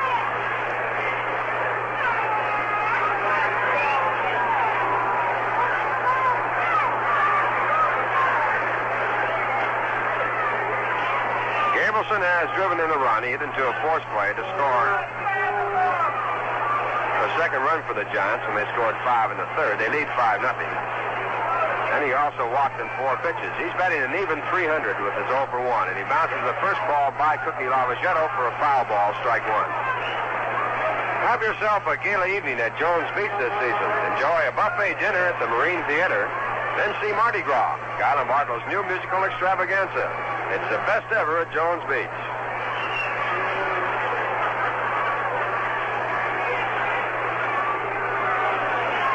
One strike count on the left-hand batter, and he takes inside corner for a called strike 2. Gabelson jumping away, thinking the pitch was inside. Still thinks it's inside as he talks back to the umpire, Stan Landis. Gabelson stands right on top of the plate. He's no more than a foot away. Now Gabelson ready to go, and Gordon Richardson ready to go. And the next pitch is swung on and missed, strike 3. So Gordon Richardson picks up his 3rd strikeout in 2 2/3 innings. And he now has retired 8 in a row since coming in the ball game, and the score at the end of 4 1/2, the Giants 5, the Mets nothing. Now coming in to do the play-by-play, Mr. Bob Murphy. But first, here's a very sad French-Canadian song about a fellow who lost the key of his clarinet. Listen. J'ai perdu le dos de ma clarinette. J'ai perdu le dos de ma clarinette. Ah, si papa, il avait ça, voilà. J'ai perdu le dos de ma clarinette is a song with the kind of humor French-Canadians love. But one song leads to another, and the thirst that follows is no laughing matter. Oh, petit coup, c'est agréable. Oh, petit coup, The kind of humor French-Canadians love. But one song leads to another, and the thirst that follows is no laughing matter. Oh, petit coup, c'est agréable.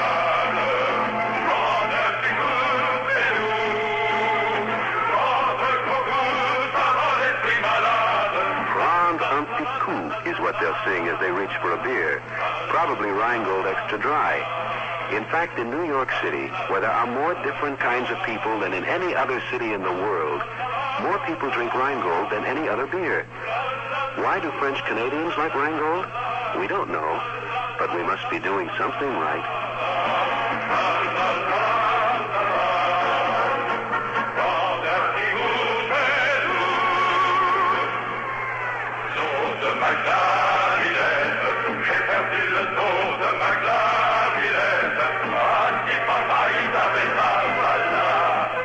J'ai perdu le dos de ma clarinette is a song with the kind of humor French Canadians love.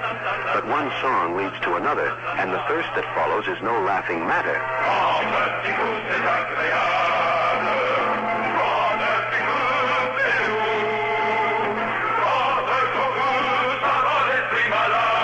Prendre un petit coup is what they'll sing as they reach for a beer, probably Rheingold Extra Dry.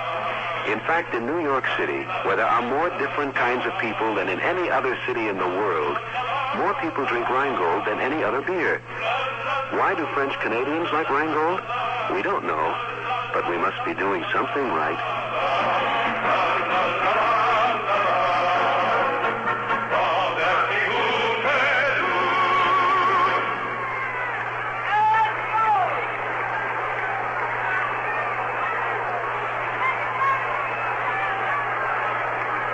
Now the last half of inning number 5. Ron Hunt will try and get something going for New York against hard-throwing Bob Bowler.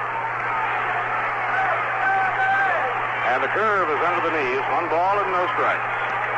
Ron has been hit by a pitch and struck out, nothing for 1. Crowd now starting that rhythmic staccato, hoping the Mets can get it working. It's taken high, 2 balls and no strikes.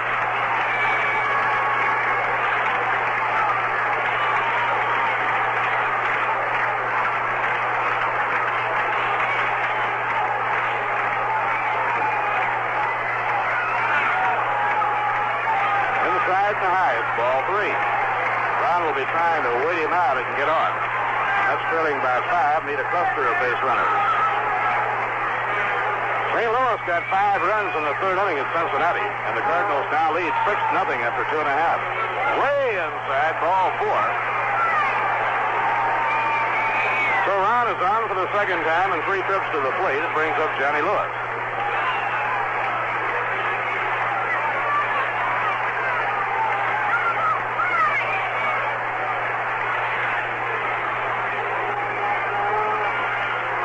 Outside and high, 1 ball and no strikes. Al Lanier calling time now is making a trip to the mound to talk to Bob Boland.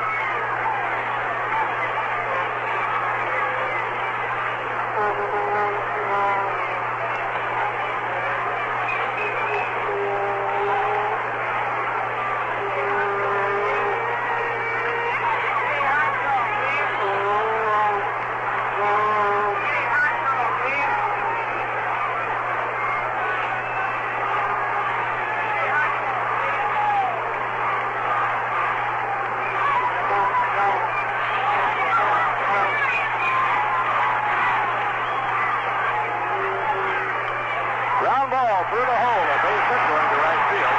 Another round second will stop there. That's trailing by 5 runs. They won't be taking chances on the baseline. So on the single to right by Johnny Lewis, the Mets now have runners on first and second, nobody out. Eddie Crane's rule coming up.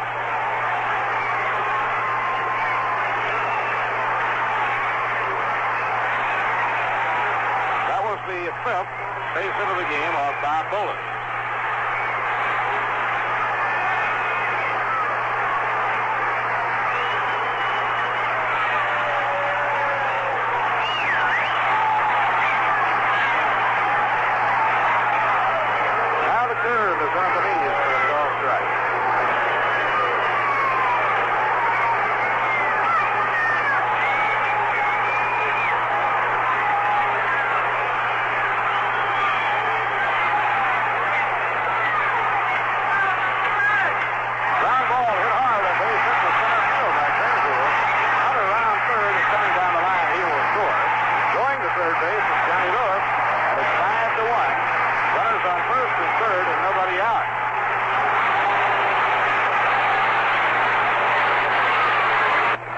Have runners on first and third, nobody out. And Charlie Smith coming up.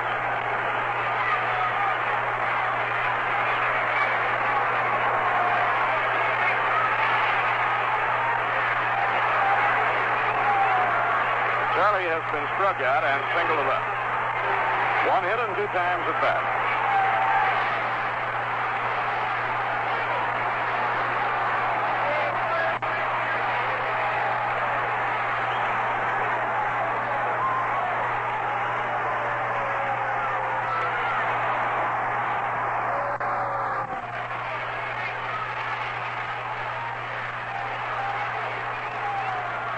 Charlie has been struck out and singled up. 1 hit and 2 times at bat.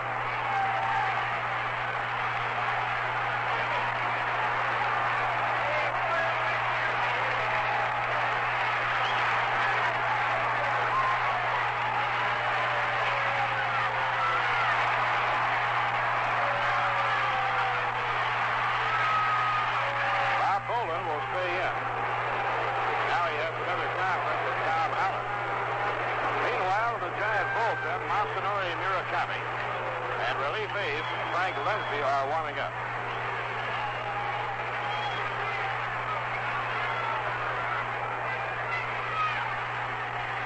We'll take another check at all of the games in this tight National League pennant race at the end of the inning. Giants have the infield straight away looking for 2. The outfield is dry to left. Fastball inside to Charlie Smith. 1 ball and no strikes. Charlie has been struck out and singled to left field. Charlie is hitting .261. He's the top run producer on the ball club. Curve over the inside corner for a call strike. 1 ball, 1 strike.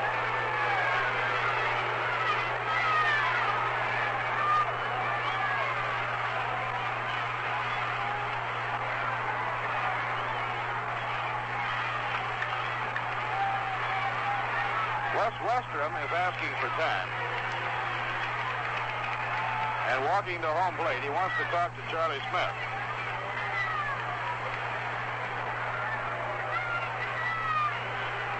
I think this has something to do with Charlie's left arm. You know, he was hit above the elbow by a pitch thrown by Stallard in the Cardinal series.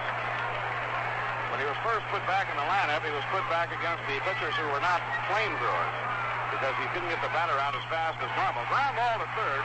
Hart throws to second. They have one. That's all they can get. In the score is Johnny Lewis. Well, he did get around on that fastball and hit it hard on the ground down to third. Now it's 5-2. A run batted in for Charlie Smith on the ground ball to third. It's 56 to run batted in.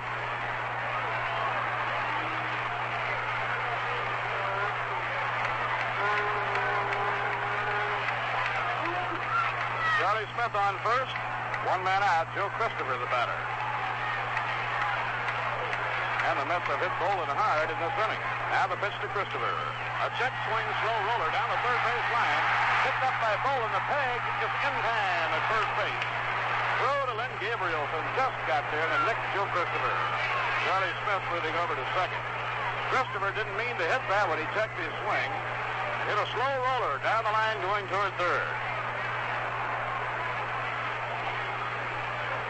Now there are two away, and Charlie Smith is on second base.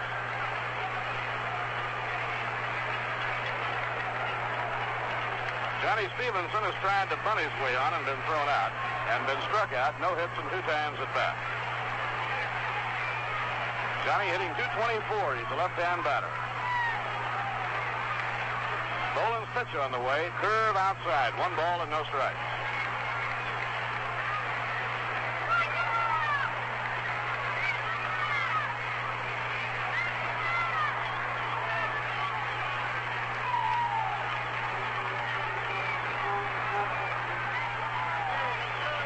Delivers to Stevenson, and he pops it high into the air, a foul ball back toward the crowd, and it's out of play.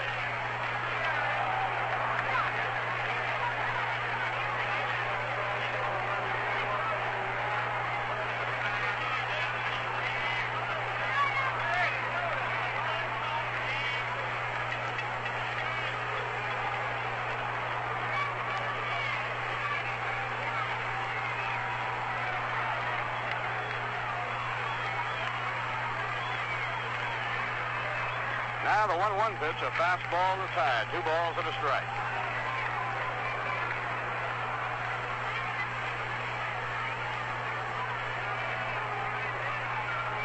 Giants scored their 5 runs in the third inning. Curveball high, 3-1. Ron Swoboda waiting on deck. Big blow for the Giants was the 3-run homer by Willie Mays.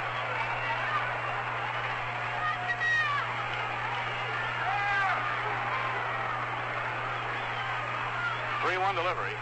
Inside and high, it's ball 4. Runners on first and second, 2 down, and Ron Swoboda is coming up.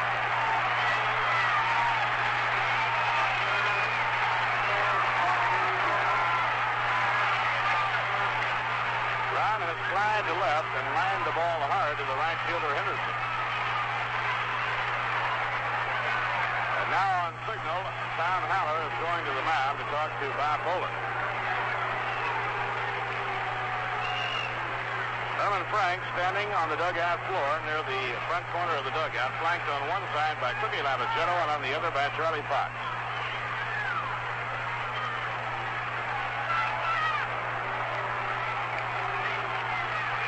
And they all fully realize that Ron Swoboda is the kind of hitter you have to be careful with. A high pop fly into short left field. The Winnies to shortstop goes back. In comes Matty Alou, and Alou takes it for the out. The side is retired. New York scoring 2 runs on 2 hits, no errors, 2 left on. Now 5 innings complete. It's the Giants 5 runs, 5 hits and no errors. The New York Mets 2 runs, 6 hits and no errors. A day off tomorrow and a twin bill Tuesday evening against the Astros starting at 6 p.m. Bob Bruce and Robin Roberts pitching for Houston, Doug McGraw and Larry Miller for the New York Mets. At County Mack Stadium, The Philadelphia Phils lead the Los Angeles Dodgers 10-3 at the end of 6.5 innings. Osteen, Wilhite, Reed, and Kekic have pitched for the Dodgers, Colt for the Phillies. Corrales, Johnson, Wine, and Allen have homered for Philadelphia, Willie Davis for the Dodgers. Houston 2, Pittsburgh 1 after 4.5, not a Bart against Friend. Chicago 2, Milwaukee 0 after 4.5, Bill Fall against Hank Fisher. St. Louis had a 5-run third to rout Sammy Ellis. St. Louis 6, Cincinnati 0 at the end of 2.5. They have Sadecki on the mound. Yankees play in Kansas City this afternoon. White Sox are leading the Red Sox 2-0 after 4 in the first game of a doubleheader, Monbouquet against Howard. Last of the ninth inning in Washington, with a ball game between the Orioles and Senators tied 4-4. Larson in relief of Pappas, Narum pitching for Washington. Minnesota leading Cleveland 1-0 after 3.5. Steve Hargett against Jim Merritt. Detroit at Los Angeles later today. Now we have a new pitcher in the game for the New York Mets. Bob Moorhead takes over the pitching. As we go to the sixth inning, and Willie Mays will be leading off for the Giants. Gordon Richardson turning in a flawless job in relief. Richardson faced 8 men while in relief and retired all 8.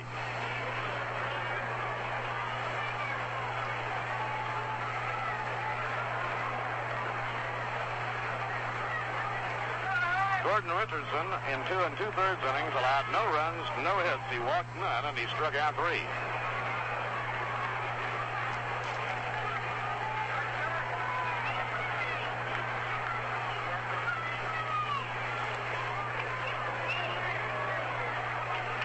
Willie Mays has singled to center and belted a 3-run homer.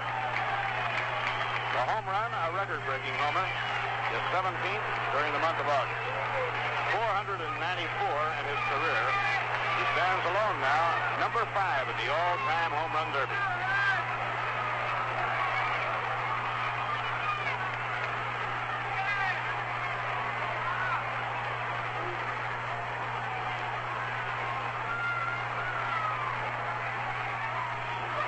Curveball swung and missed, strike 1. Tremendous year for Willie Mays. Willie has hit 41 home runs but knocked 89 runs in. Moorhead winds. Down comes the pitch. The knuckleball is swung and missed. And the count, strike 2.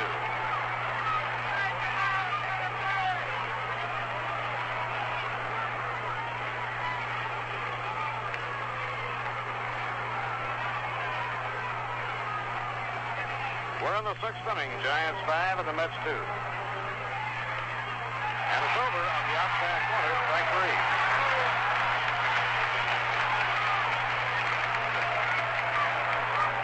Bob Moorhead making his 5th appearance since joining the ball club from Williamsport. Bob has won none and lost 1. Now Ken Henderson, who went to right field in the last half of the third inning. He's up for the first time. 1 ball and no strikes.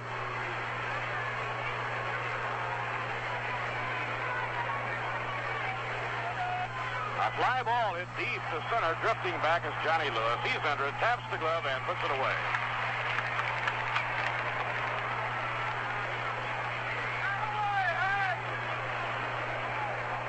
Two outs, nobody on in the top of the sixth inning, and the batter now is Jim Ray Hart.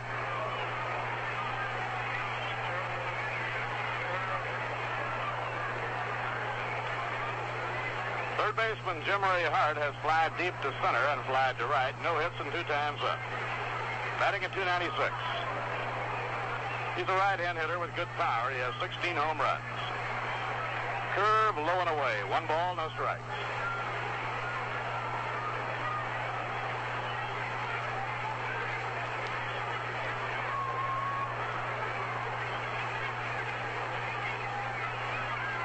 Wild pitch, not officially with nobody on, but it sailed all the way to the backstop. 2 balls and no strikes.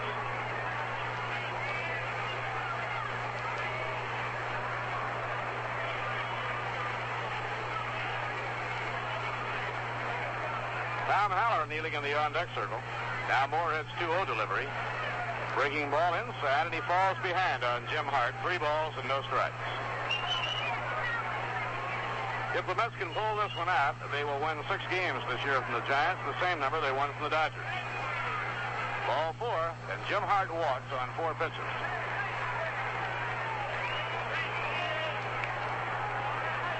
Tom Haller will be coming up. Haller has popped to short, grounded out to Eddie Cranepool. Haller 0 for 2.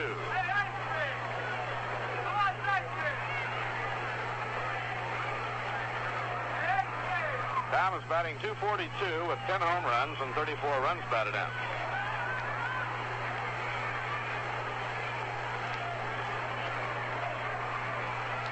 Now Moorhead's breaking ball gets away from Johnny Stevenson and hit off the shin guard of Stan Landis. So going on to second base goes Jim Hart. Knuckleball by Bob Moorhead. This will be a fastball charged to Johnny Stevenson.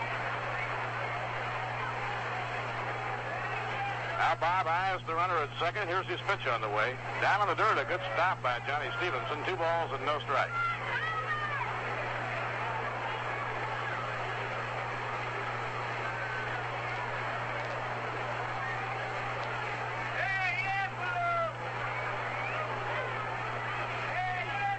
Tries the knuckleball and it's over for a strike. 2-1.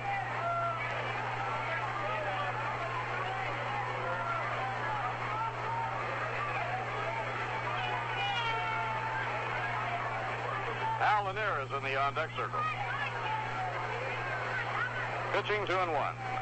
Low in the dirt, bounds away, and moving on to third goes Jim Hart. Another pass ball charged to Johnny Stevenson. That was down in the dirt, though.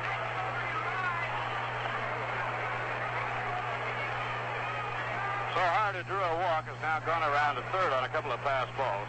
That last knuckler hit the dirt in front of the plate. Normally, those are scored a wild pitch. 3-1 on Tom Haller. Moorhead out of his windup. Here's the pitch. It's too high, ball 4, and Haller goes to first.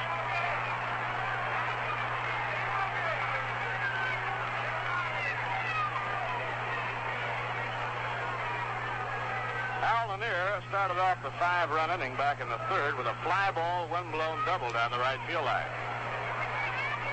He moved over to third on a bunt single by Tito Fuentes. Bob Bolin behind on the count, then singled up the middle, driving in the first run. Len Gabrielson's grounder drove in the second run, and Willie Mays hit a 3-run homer to make it 5-0 in favor of the Giants. Mets got 2 runs in their half of the 5th inning, so it's 5-2. The Giants are batting here in the 6th inning. Runners on first and third and 2 outs. Pitch thrown to Hal Lanier is in at the knees for a call strike.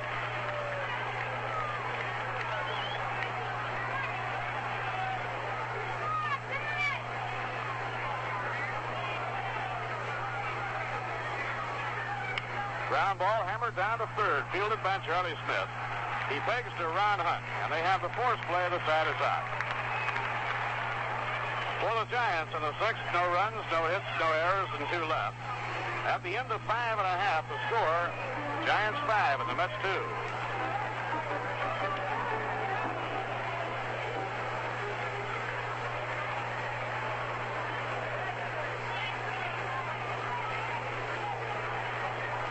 Last of the 6th inning, Roy Mcmillan will be up against Bob Bolin. Mack has singled to left and been retired on a pop fly to second, 1 for 2. Mets will get warm-up action in their bullpen. Bob Moorhead is scheduled up next. Fastball too high. 1 ball and no strikes. A lot of great-looking batters brought here today by the Mets' young following.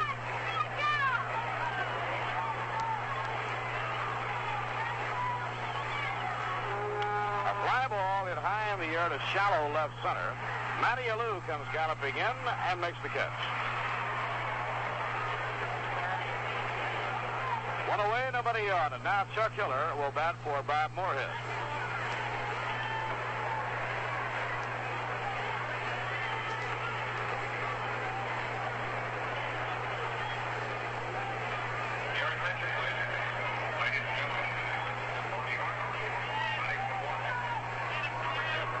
state attendance this afternoon is 46,033, a marvelous crowd.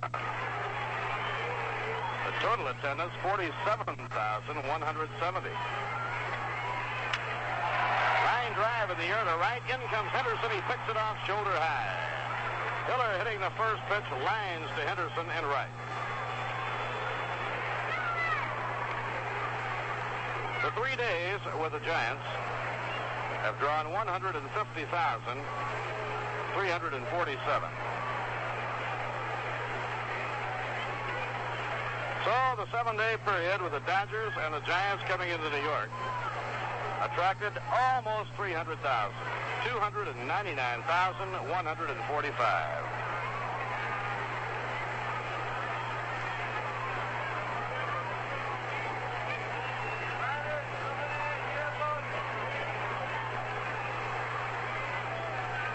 Ron Hunt batting at the top of the order as Bob Bolin winds and pitches, and the curve is a strike on the inside corner.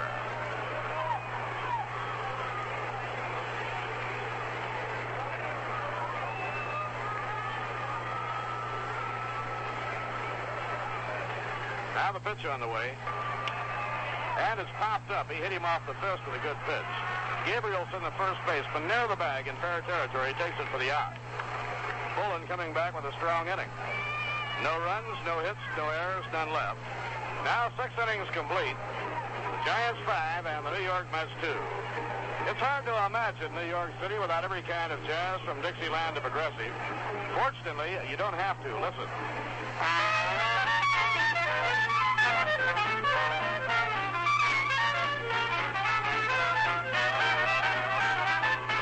That's Backstreet Rag, a uniquely American sound. It came up the Mississippi out of New Orleans with the Negro jazzmen who played it to the world. But they didn't stop with Dixieland and the blues.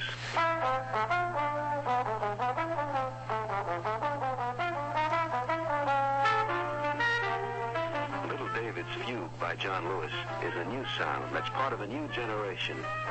But whether it's the old jazz or the new, it's thirsty work for the musicians. And when they put down their instruments, they'll pick up a cold beer, often Rheingold extra dry. In fact, in New York City, where there are more kinds of jazz than in any other city in the world, more people drink Rheingold than any other beer. Why do so many people like Rheingold? We don't know, but we must be doing something right.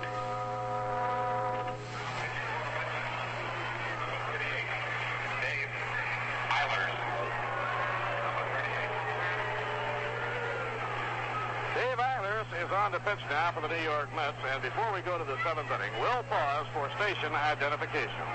This is the New York Mets Baseball Network. You're tuned to 810 on the radio dial, WGY Schenectady, your station for Mets baseball in the Northeast. Bob Murphy with Ralph Kiner and Lindsey Nelson from Shea Stadium. Dave Eilers now on to pitch for New York as the game goes to the 7th. Tito Fuentes, the shortstop, hitting 8th in the order, will be leading off. Third ball game for Dave since he joined the Mets. His first 2 appearances, he has chalked up a save and a win, relieving against the Cardinals and the Dodgers.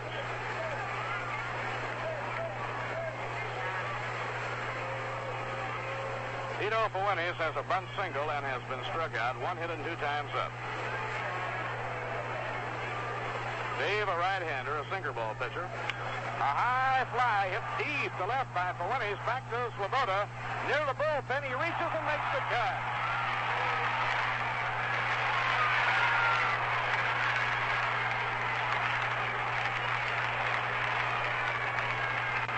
Ron Swoboda was right up against the screen in front of the bullpen bench. Reached over his head and made a one-hand grab of that drive hit by Tito Fuentes. Ballpark was just the right size to hold that one. Dick Schofield is coming out. And Schofield is going to hit for Bob Bolin. So Herman Frank's making a move here. Not taking any chances on Bolin tiring, although Bolin came back strong for an impressive 6th inning. Outside the high, 1 ball and no strikes on Dick Schofield.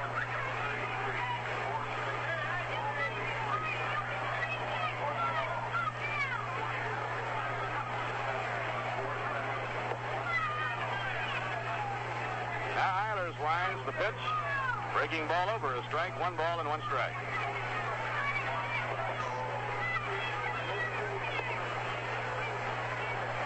Masanori, Murakami, and Frank Lindsay are the pitchers getting ready in the Giant bullpen. Ground ball raked to second. Ron Hunt in front of it. Digs it out of the dirt. Juggles and throws. He got him by a running stride.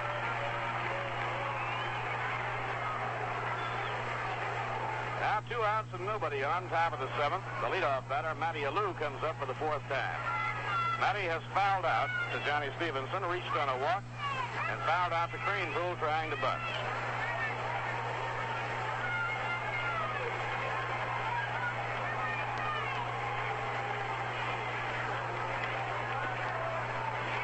One ball and no strikes.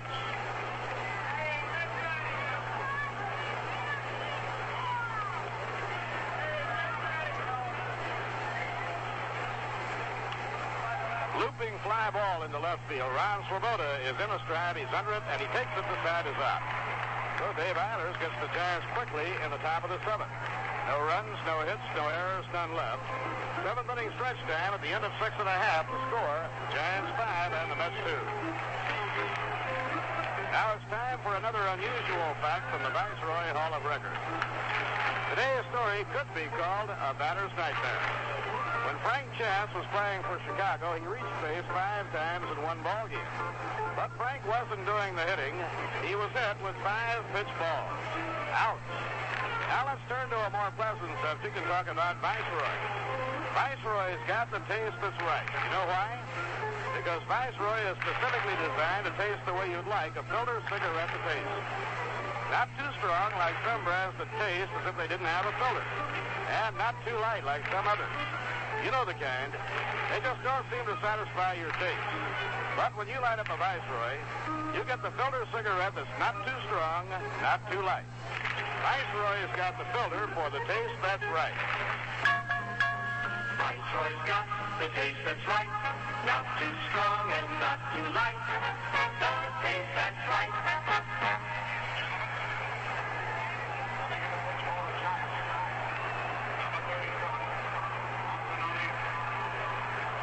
Masanori Murakami is the new pitcher for San Francisco as the Mets hit in their half of the 7th inning. For Masanori in the 34th ball game this year. He's had a pretty good year in relief. Murakami has won 3 and lost only 1. Every appearance for Masanori has been in relief with one exception. He started one ball game on Masanori Murakami Day at Candlestick Park, a ball game he started against San Francisco. That game, by the way, against Philadelphia, and that ball game, by the way, wound up 15-9.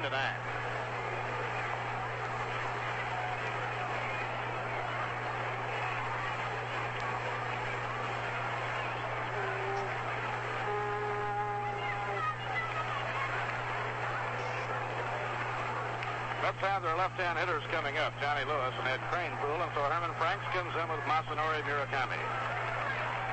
He's a curveball stylist, but he gets the ball over.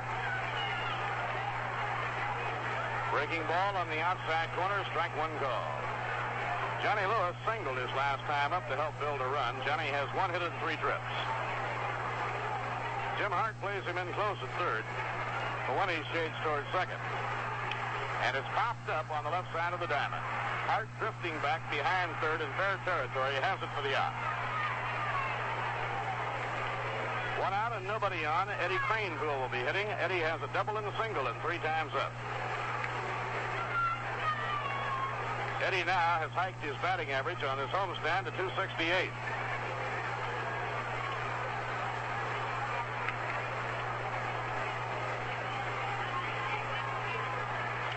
Pittsburgh has now gone out in front of the Houston Astros after being behind in the early part of the ballgame. On the outside corner, strike 1 call to Eddie Cranepool.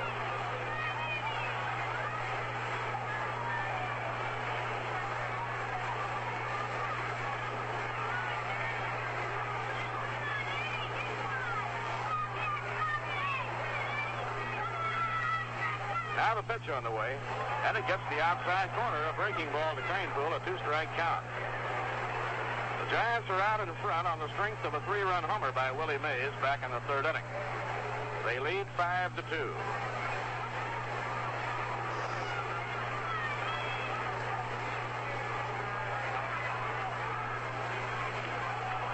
miss. He struck him out. 2 up and 2 counts aside by Masanori Murakami. Charlie Smith has struck out, single to left, and reached on a force play. When he reached on the force play in the 5th inning, he knocked in a run.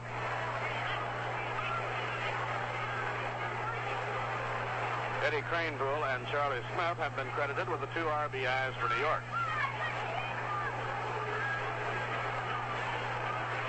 Murakami over the head. The pitch to Charlie Smith. A swing and a miss on a curve, and the count strike 1.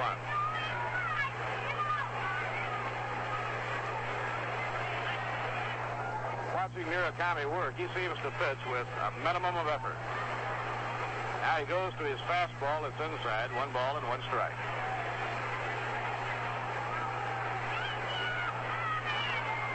Giants will not have Murakami next year. Masi will stay and play baseball in Tokyo.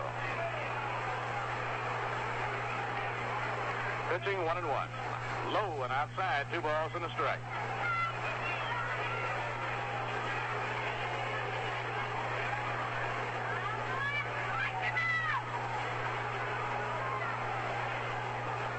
He had quite a hassle over Murakami before the season started. Inside, ball 3, 3-1. A lot of cablegrams were sent back and forth before they finally decided Murakami would honor his contract with the Giants instead of remaining in Tokyo to play, where, as you can imagine, he is their top baseball celebrity. 3-1 delivery. Foul pop-up. No play. This is back beyond the screen into the crowd.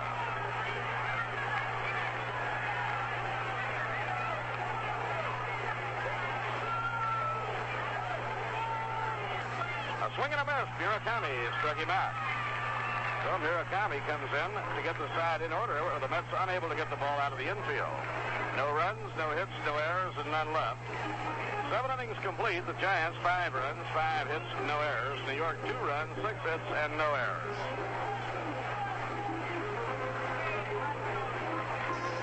Let's get right up to date now on the pennant race. Last of the 8th inning in Philadelphia. Phil's having a big day, bombarding Dodger pitching. They are out in front 10-3 behind Ray Culp. Osteen was the Dodger starter. He went out in a 5-run Philadelphia 3rd inning. Phillies have hit 4 home runs. Corrales, Johnson, Wine, and Allen. Willie Davis hit 1 for the Dodgers. Pittsburgh tied Houston in the 5th inning. Got 2 more in the 6th inning to go in front. It's now Pittsburgh 4, Houston 2 at the end of 6. Gibbon is the 4th Pirate hurler. Notabart has gone all the way for Houston. Chicago got 3 in the 6th inning. The Cubs now lead Milwaukee 5-2 at the end of 6 1/2. Braves have lost 5 in a row. Bill Fall is the Chicago pitcher. Billy Williams, Ron Santo, and Ernie Banks have all homered for Chicago. Big day for the Cardinals. They lead Cincinnati 10-0 after 4.5 behind Ray Sadecki. Reds just got 4 runs in the 5th inning on 2-run homers by Harper and Benson. So it's St. Louis 10-4 at the end of 5. Right here we go to the 8th inning, and Len Gabrielson is the leadoff batter against Dave Eilers. Pitches inside, 1 ball and no strikes. In the American League, it'll be the Yankees in Kansas City. It'll be Al Downing against Lou Krause. The Red Sox and the White Sox are tied 2-2 at the end of 6 of the first game of a doubleheader. Baltimore and Washington are tied 4-4 at the end of 11 innings. Ground ball toward the hole. Hunt can't run it down. He goes into right field for a base hit.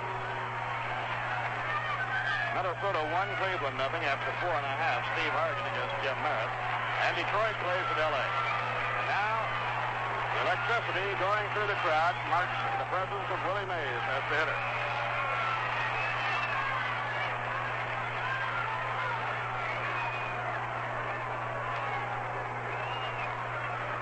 The Dodgers are out in front. The Giants, I beg your pardon, are out in front on the strength of the 3-run homer hit by Willie Mays back in the 3rd inning.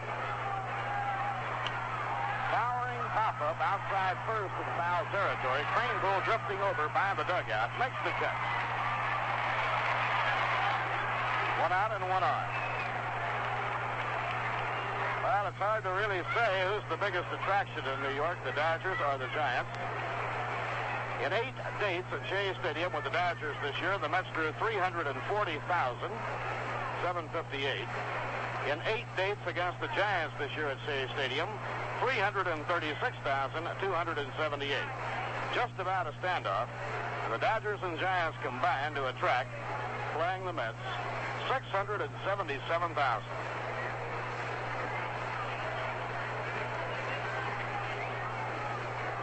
Outside and low on Ken Henderson, 1 ball and no strikes.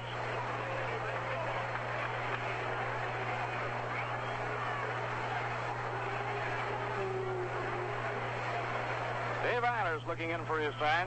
Gabrielson is on first, 1 out. Ground ball hit toward the hole. It's going through for a base hit to right. Gabrielson on his way to third. There'll be no play for him.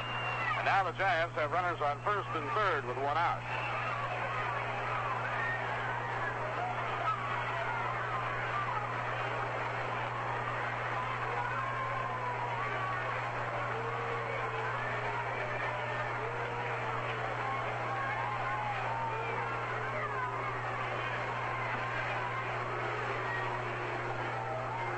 Single to right by Ken Henderson.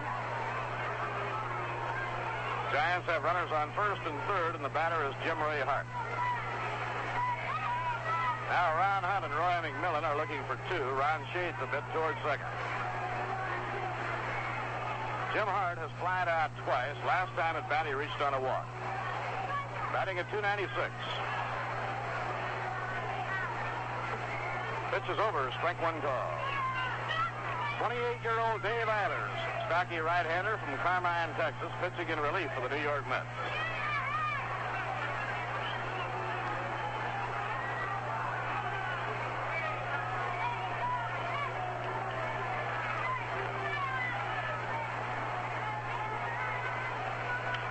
Lined in the air to center field. Running for it is Johnny Lewis. Running, and he can't handle it. It breaks off his glove.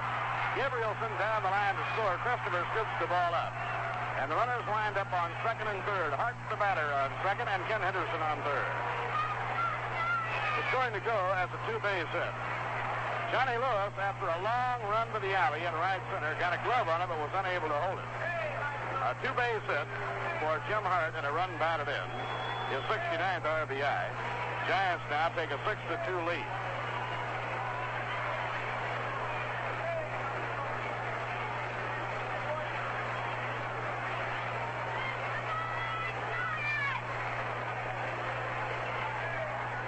Now the intentional walk will be given to Tom Haller, the left-hand batter with first base open.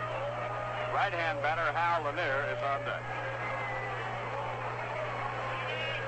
Ball 2 served outside intentionally by Dave Eilers.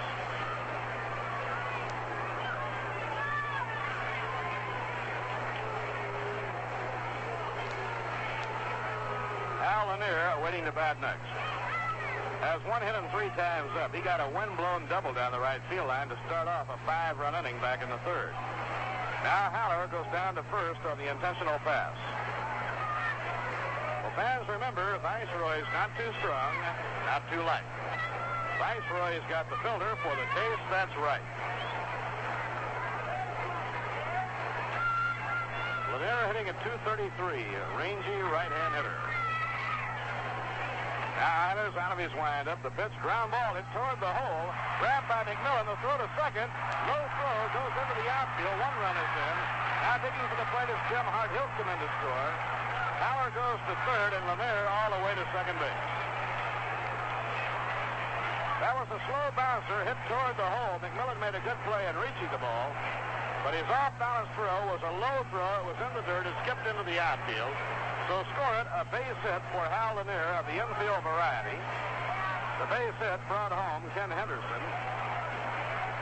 And the second run, Jim Hart, comes in to score on a throwing error charged to Roy Mcmillan.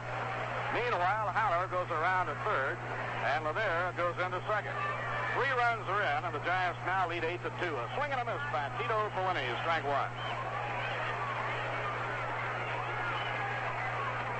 Roy Mcmillan, who's had a remarkable year, had gone 41 consecutive games without an error.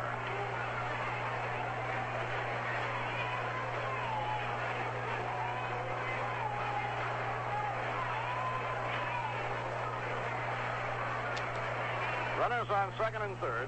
One man out. The batter is Tito Fuentes. Swing and a miss on a breaking pitch.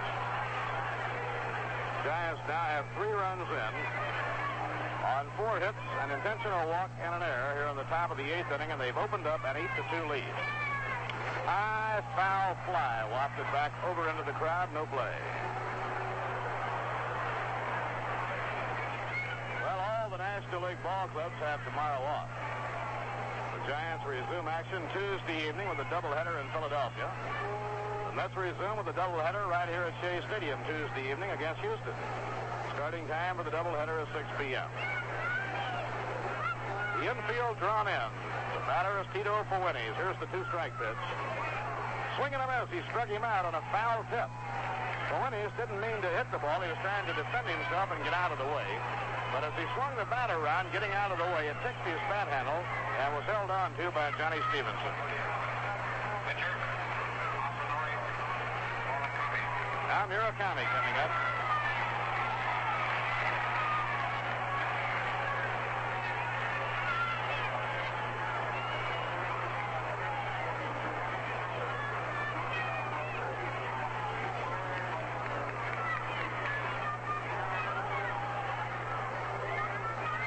Masanori, left-hand batter.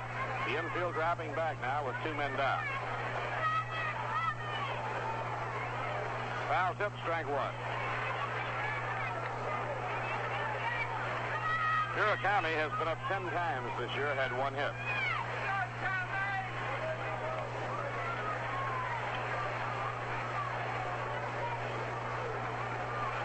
This is the largest Sunday single game crowd in New York Mets baseball history.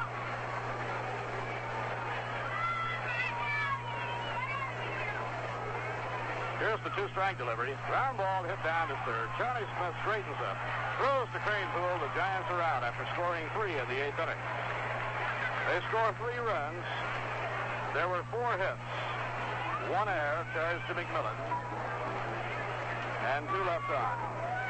At the end of 7.5 innings to score, the Giants 8 and the New York Mets 2. Say, is this one of those days when you're not yourself? You'll feel more so when you listen to this. I'm not myself at all, Molly dear, I'm not myself at all. This song gets sung over and over at Irish parties and picnics until the singers raise a ferocious thirst. Then they change that tune. Come fill up your glasses and drink what you will, on a land you don't meet every day. Are more Irish than in the whole of Dublin. More people drink Rheingold than any other beer. Why do Irish Americans like Rheingold? We don't know, but we must be doing something right. I'm a man you don't meet every day, every day. I'm a man you don't meet every day. Last half of the 8th inning. Joe Christopher coming up for New York.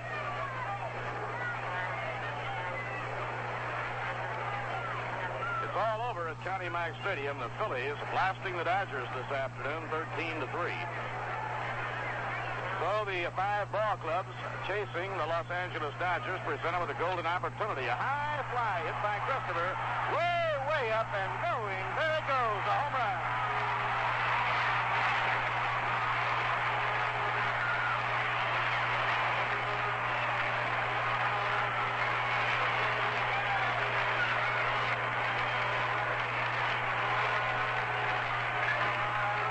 Christopher hitting his 3rd home run of his homestand and number 5 on the year. He yanked that one high into the air and far beyond the left field wall, back into the back part of the bullpen. He hit it off Masanori Murakami, and the score is 8-3 San Francisco. Jim Schaefer coming out of the dugout. He'll hit for Johnny Stevenson. Here's the line score on the Dodger-Philly game. Philadelphia, 13 runs, 15 hits, and no errors.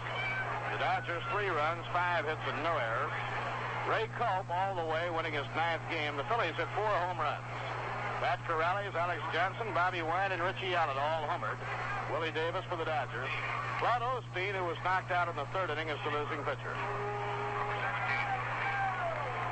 2 of the ball clubs chasing the Dodgers are losing right now. The Braves are losing to the Cubs 5-2 after 7 innings. Cincinnati losing to the Cardinals 10-4 after 5.5.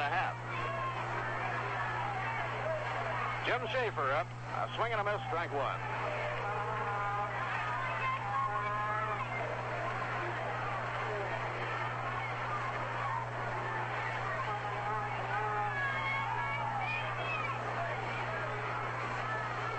It's on the outside corner, strike two.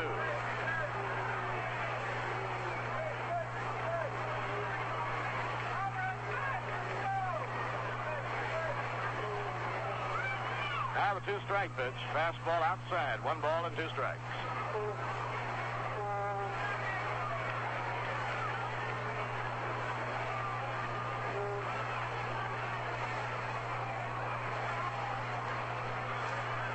Masanori out of his windup. Pitch to Schaefer. Check swing and a foul ball. Back toward the dugout. No play. Larry Miller and Tug McGraw take the mound on Tuesday evening against the Houston Astros. And they will be pitching Robin Roberts and Bob Bruce.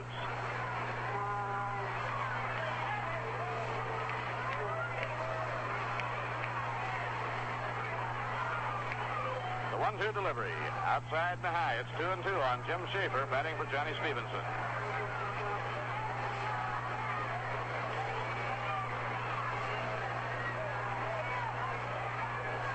Pitching 2-2. Breaking ball is in. Strike 3 call. Murakami now has struck out 3 of the 5 batters that he has faced. Ron Swoboda has flied to left, lined out to right, and flied to left. Nothing for 3. Ron hitting at 234.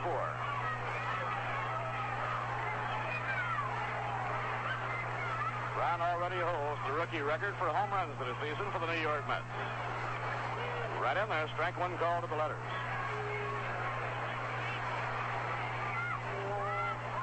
Gentle breeze blowing from right across toward left.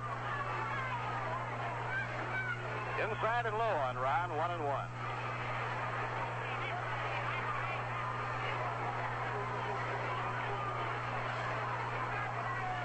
Roy Mcmillan is the on-deck batter. Here's the 1-1 delivery. He whacks it foul high into the air and back toward the second level. Ron hasn't altered his batting stance any to speak of, but he has moved closer to the plate, and it has helped him out considerably. First part of the year, he was standing well back from the plate, and they were curving him over that outside corner, and it was aggravating him considerably.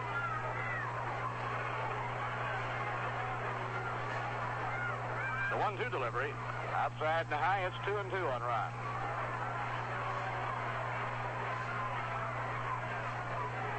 Giants with a victory can move back within a game and a half of the league-leading Dodgers.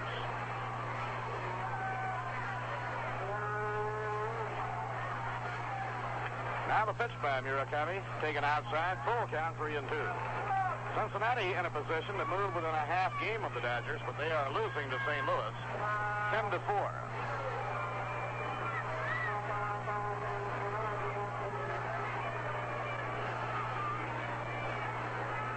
Dodgers used Sandy Koufax in the 9th inning as a relief pitcher last night. They are hard hit with their 2 relief aces, both sidelined right now, Ron Peronowski and Bob Miller. Miller with a sore arm and Peronowski with a hamstring muscle pull. It's outside, and Ron Swoboda goes down to first.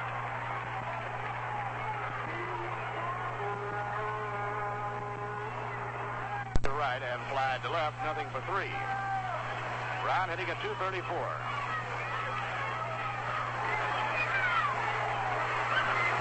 Ron already holds the rookie record for home runs for the season for the New York Mets. Right in there, strike 1 call to the letters.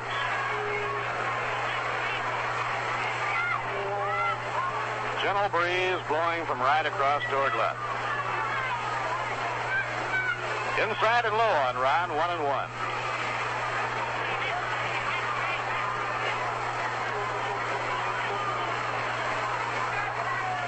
Roy Mcmillan is the on-deck batter. Here's the 1-1 delivery. He whacks it foul high into the air and back toward the second level. Brown hasn't altered his batting stance any to speak of, but he has moved closer to the plate, and it has helped him out considerably. First part of the year, he was standing well back from the plate, and they were curving him over that outside corner, and it was aggravating him considerably.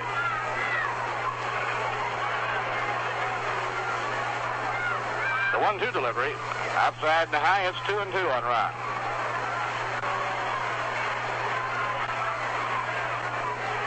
Giants with a victory can move back within a game and a half of the league-leading Dodgers.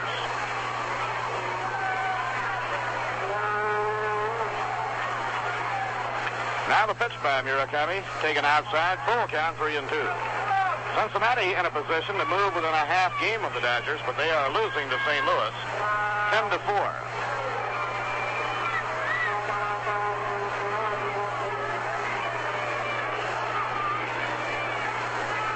Dodgers used Sandy Koufax in the ninth inning as a relief pitcher last night. They are hard hit with their two relief aces, both sidelined right now, Ron Peronowski and Bob Miller. Miller with a sore arm and Peronowski with a hamstring muscle pull. It's outside and Ron Swoboda goes down to first.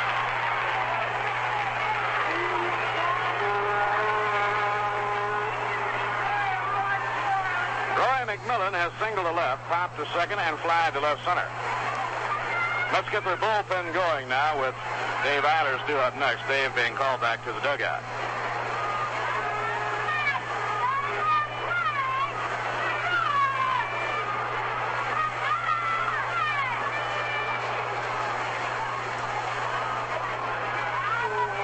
Swing and a miss on a fastball. It's strike one. Jim Hickman has come out of the dugout, moved out into the on-deck circle to bat for Dave Eilers.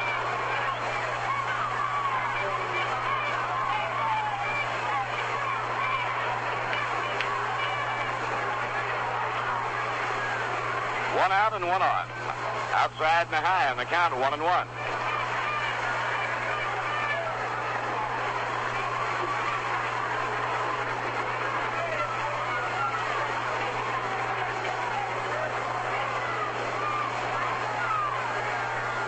Now Murakami checks the runners. Breaking ball, a swing and a miss. It's 1 ball and 2 strikes.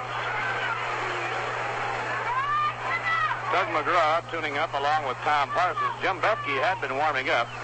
Jim may be already warmed up. Ron Swoboda on first, 1 out. Mashi's 1-2 delivery. He is hit foul. Back into the crowd, no play.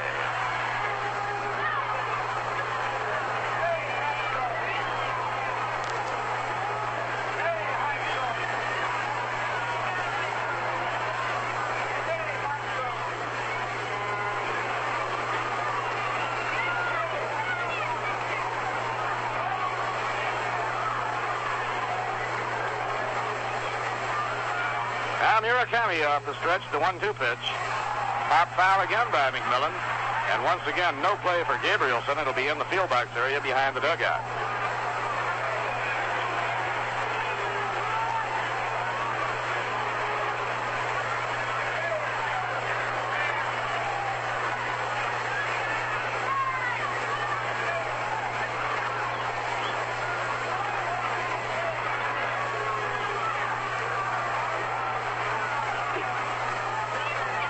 Murakami checks the runner, Ron Swoboda. Here's the pitch to Mcmillan, a swing and a miss. He got him on a change-up breaking ball. Right here we pause for station identification. This is the New York Mets Baseball Network. You're tuned to 810 on the radio dial, WGY Schenectady, your station for Mets baseball in the Northeast.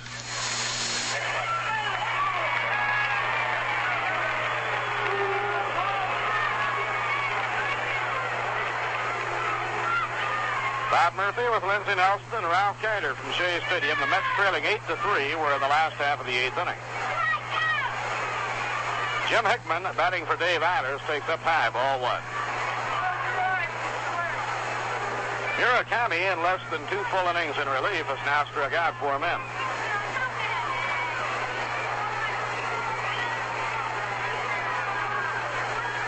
Rossi, a curveball stylist. Pitches to Hickman and gets the outside corner. He had pinpoint control with it. 1 ball, 1 strike.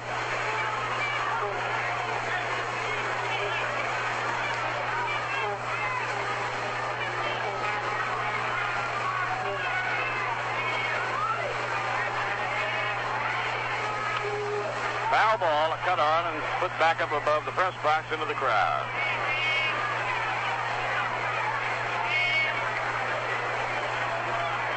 The doubleheaders Tuesday evening and Wednesday afternoon are the last home doubleheaders of the year.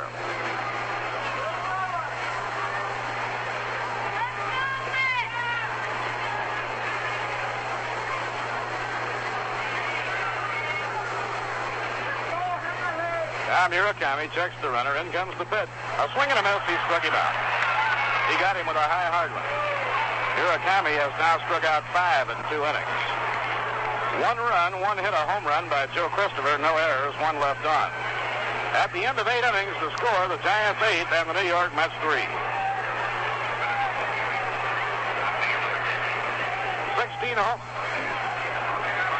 16 home games remaining after the action here this afternoon.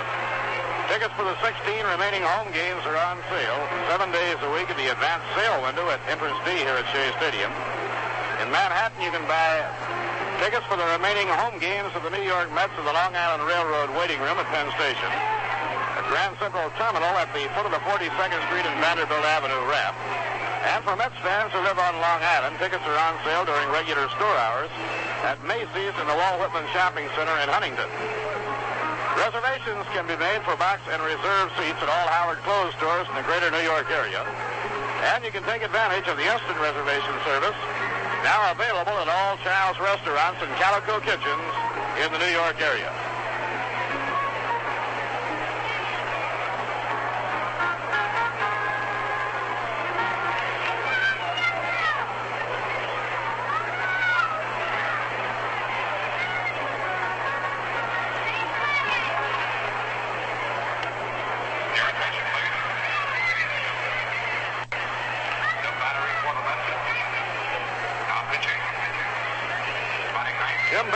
Is now pitching, and Jim Schaefer goes behind the plate for New York as we go to the 9th inning.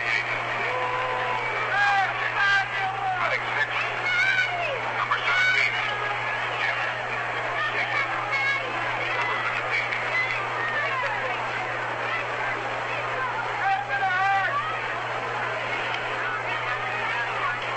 Bethke is on the mound. Schaefer behind the plate. Jim is the 5th pitcher used by New York this afternoon. Jack Fisher, the starting pitcher, went out in the 3rd. Gordon Richardson worked 2 2/3. Bob Moorhead pitched 1. Dave Eilers 2, and now Jim Bethke takes over.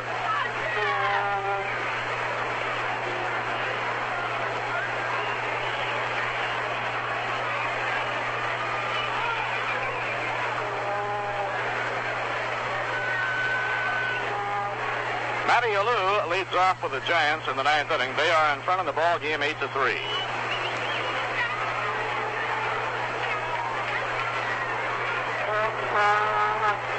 Now 18-year-old Jim Bethke winds. Down comes his pitch. A smash hit up the middle for a base hit. Matty Alou with his first hit of the ball game swings around first.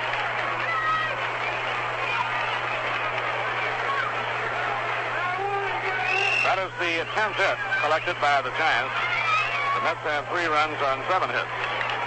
Len Gabrielson has reached on a walk. Reached on a fielder's choice, struck out, and singled to right field. 1 hit and 3 times up. Gabrielson hitting .299.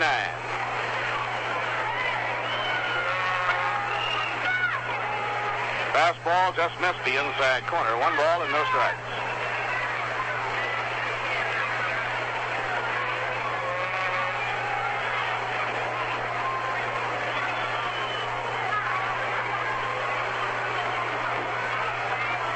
Now Bethke up in pitching position.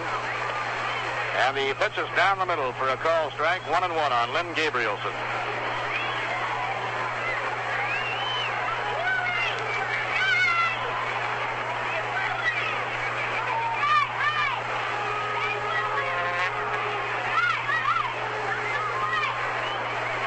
There goes the runner, hit and run play, and a smash that is foul down the right field line. Just foul on a wicked ground ball hit down the right field line. Giants were playing hit and run. Matty Alou turns and comes back, and the count is 1-2 on Lynn Gabrielson.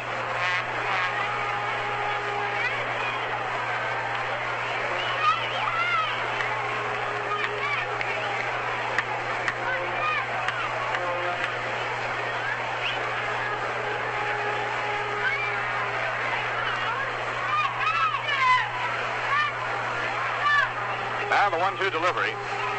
Foul ball off of his foot, and it knocked the feet right out from under Lynn Gabrielson. He wound up sitting down. Charlie Fox comes running down to make sure Lynn is all right. That one really hurt. He got that one right off the ankle.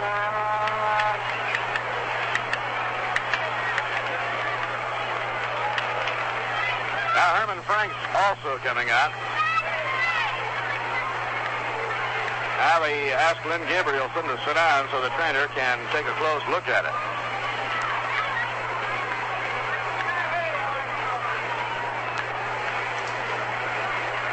Giants go on to Philadelphia. They have a doubleheader on Tuesday evening. Warren Spahn, the winning pitcher in the opening game of this series, will be pitching in one of the two games against the Phillies on Tuesday evening at County Mack Stadium.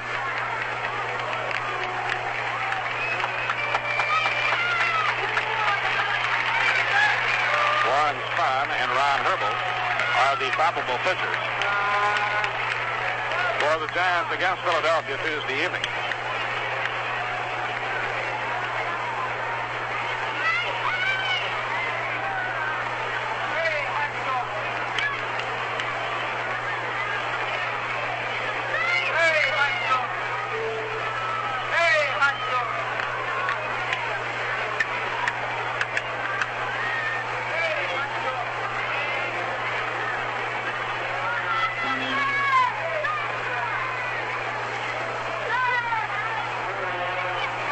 Up in pitching position. Fires low and inside on Gabrielson. 2 balls and 2 strikes.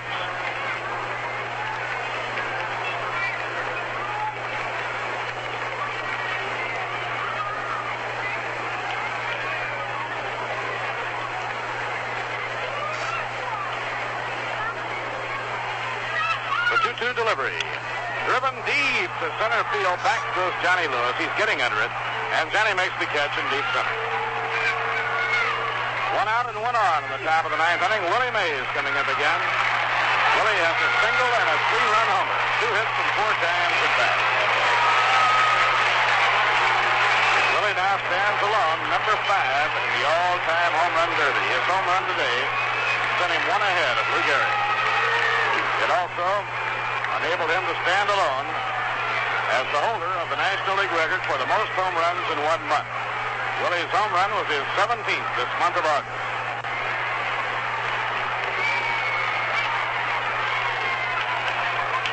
One out and 1 on. Bethke's pitch.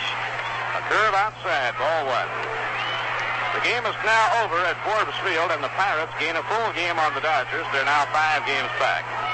They came from behind to beat Houston 4-2. Wilbur Wood was the winning pitcher in relief of Bob Friend. He came on in the 6th inning. Nattebart was the loser. The Pirates used 4 pitchers in pulling that ball game out. They had Friend the starter, Wilbur Wood, Al McBean in the 7th, and Joe Gibbon in the 7th. He stayed to finish.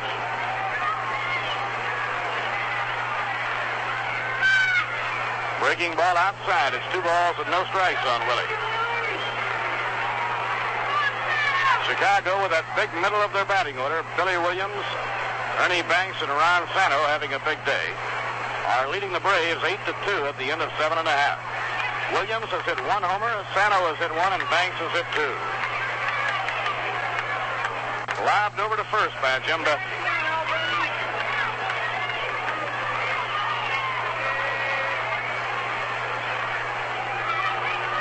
Now the 2-0 delivery. A ground ball hit the shortstop. Mcmillan flips to Hunt. Now Ron in the dirt, scooped out by Crane Bull. Double play, and the side is out.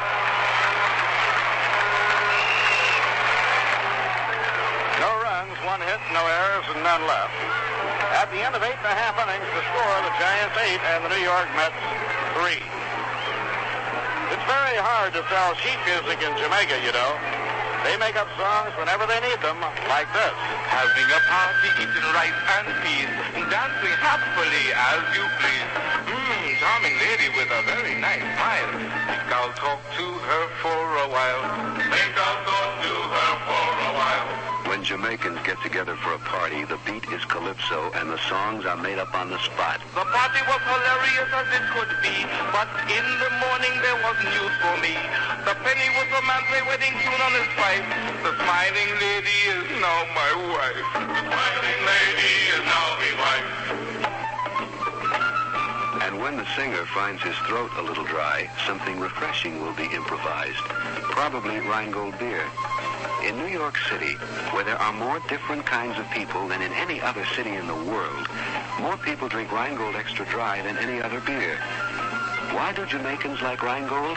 We don't know, but we must be doing something right.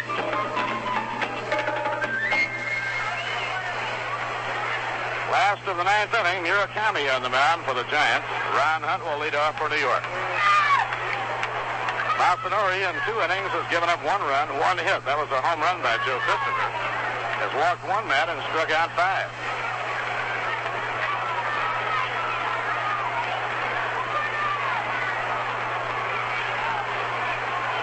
Ron 0 for 2 officially, has been on twice. He was hit by a pitch and he drew a walk. It's over at the knees, strike 1.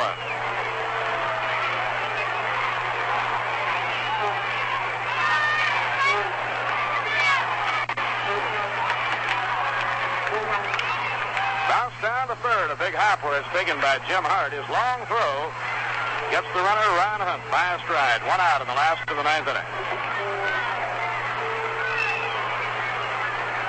Johnny Lewis has singled to right, 1 hit and 4 times up. Giants have combined the pitching of Bob Bolin and Masanori Murakami. Decisive blow, a 3-run homer by Willie Mays back in the 3rd inning. Right in there, strike 1 call to Johnny Lewis.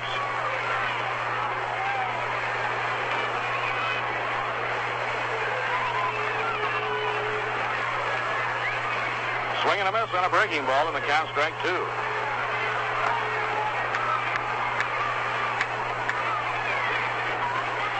Giants with a victory will be back within a game and a half of the league-leading Dodgers. They'll make back the game they lost last night. Inside and high, it's 1 ball and 2 strikes.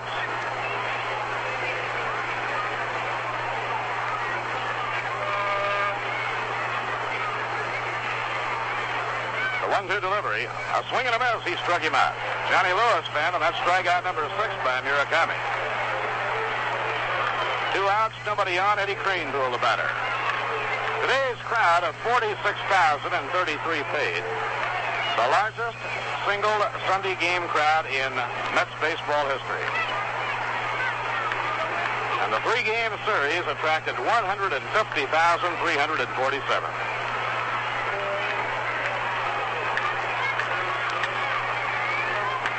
Breaking ball low and away on Eddie Cranepool. Eddie has a single and double, 2 hits and 4 times up, and has driven in a run.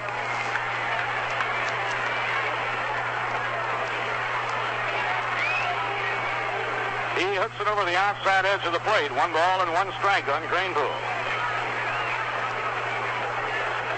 All the National League ball clubs get a day off tomorrow, and they go back to action Tuesday evening. 1-1 pitch. A high fly to left field. It should be a ball game. Waiting under it is Matty Alou. He has it, and the Giants win it. Strong release sent by Murakami in the 9th inning. No runs, no hits, no errors, and none left. Murakami finishing out for Bob Bolin, pitched the last 3 innings. Allowed 1 run, gave up 1 hit, a home run by Joe Christopher, who walked only 1 man, and he struck out 6 men in 3 innings. So the Giants have taken the rubber game of the series. They won the series 2-1, with Philadelphia blasting the Dodgers 13-3 this afternoon. The Giants gain a full game on the league-leading Dodgers. The Giants now are a game and a half out of first place. All National League ball clubs have the day off tomorrow, and the Giants go back to the wars with a doubleheader in Philadelphia Tuesday evening. The Mets resume with a doubleheader against the Astros on Tuesday evening. In today's game, the big blow was a 3-run homer by Willie Mays, struck in the third inning. When he hit it, it made the score 5-0 and put the Giants well on the road to victory. For Willie, his 41st home run of the year, his 17th in the month of August, a new National League record. He is now number 5 in the all-time home run derby, moving 1 ahead of the beloved and immortal Lou Gehrig. Final score, the Giants 8 runs, 10 hits, no errors, and 4 left. The Mets 3 runs, 7 hits, 1 error, and 9 left. Starting pitcher Bob Bolin, who worked 6 innings, allowed 2 runs, gave up just 6 hits, is the winning pitcher. He now has won 8 and lost 4. Losing pitcher, the Mets starter, Jack Fisher, now 8-17. Jack followed to the mound by Gordon Richardson, Bob Moorhead, Dave Eilers, and Jim Betke. So now it's the Astros coming in on Tuesday evening with Tug McGraw and Larry Miller opposing Robin Roberts and Bob Bruce. The Twin Bill getting underway on Tuesday evening at 6 p.m.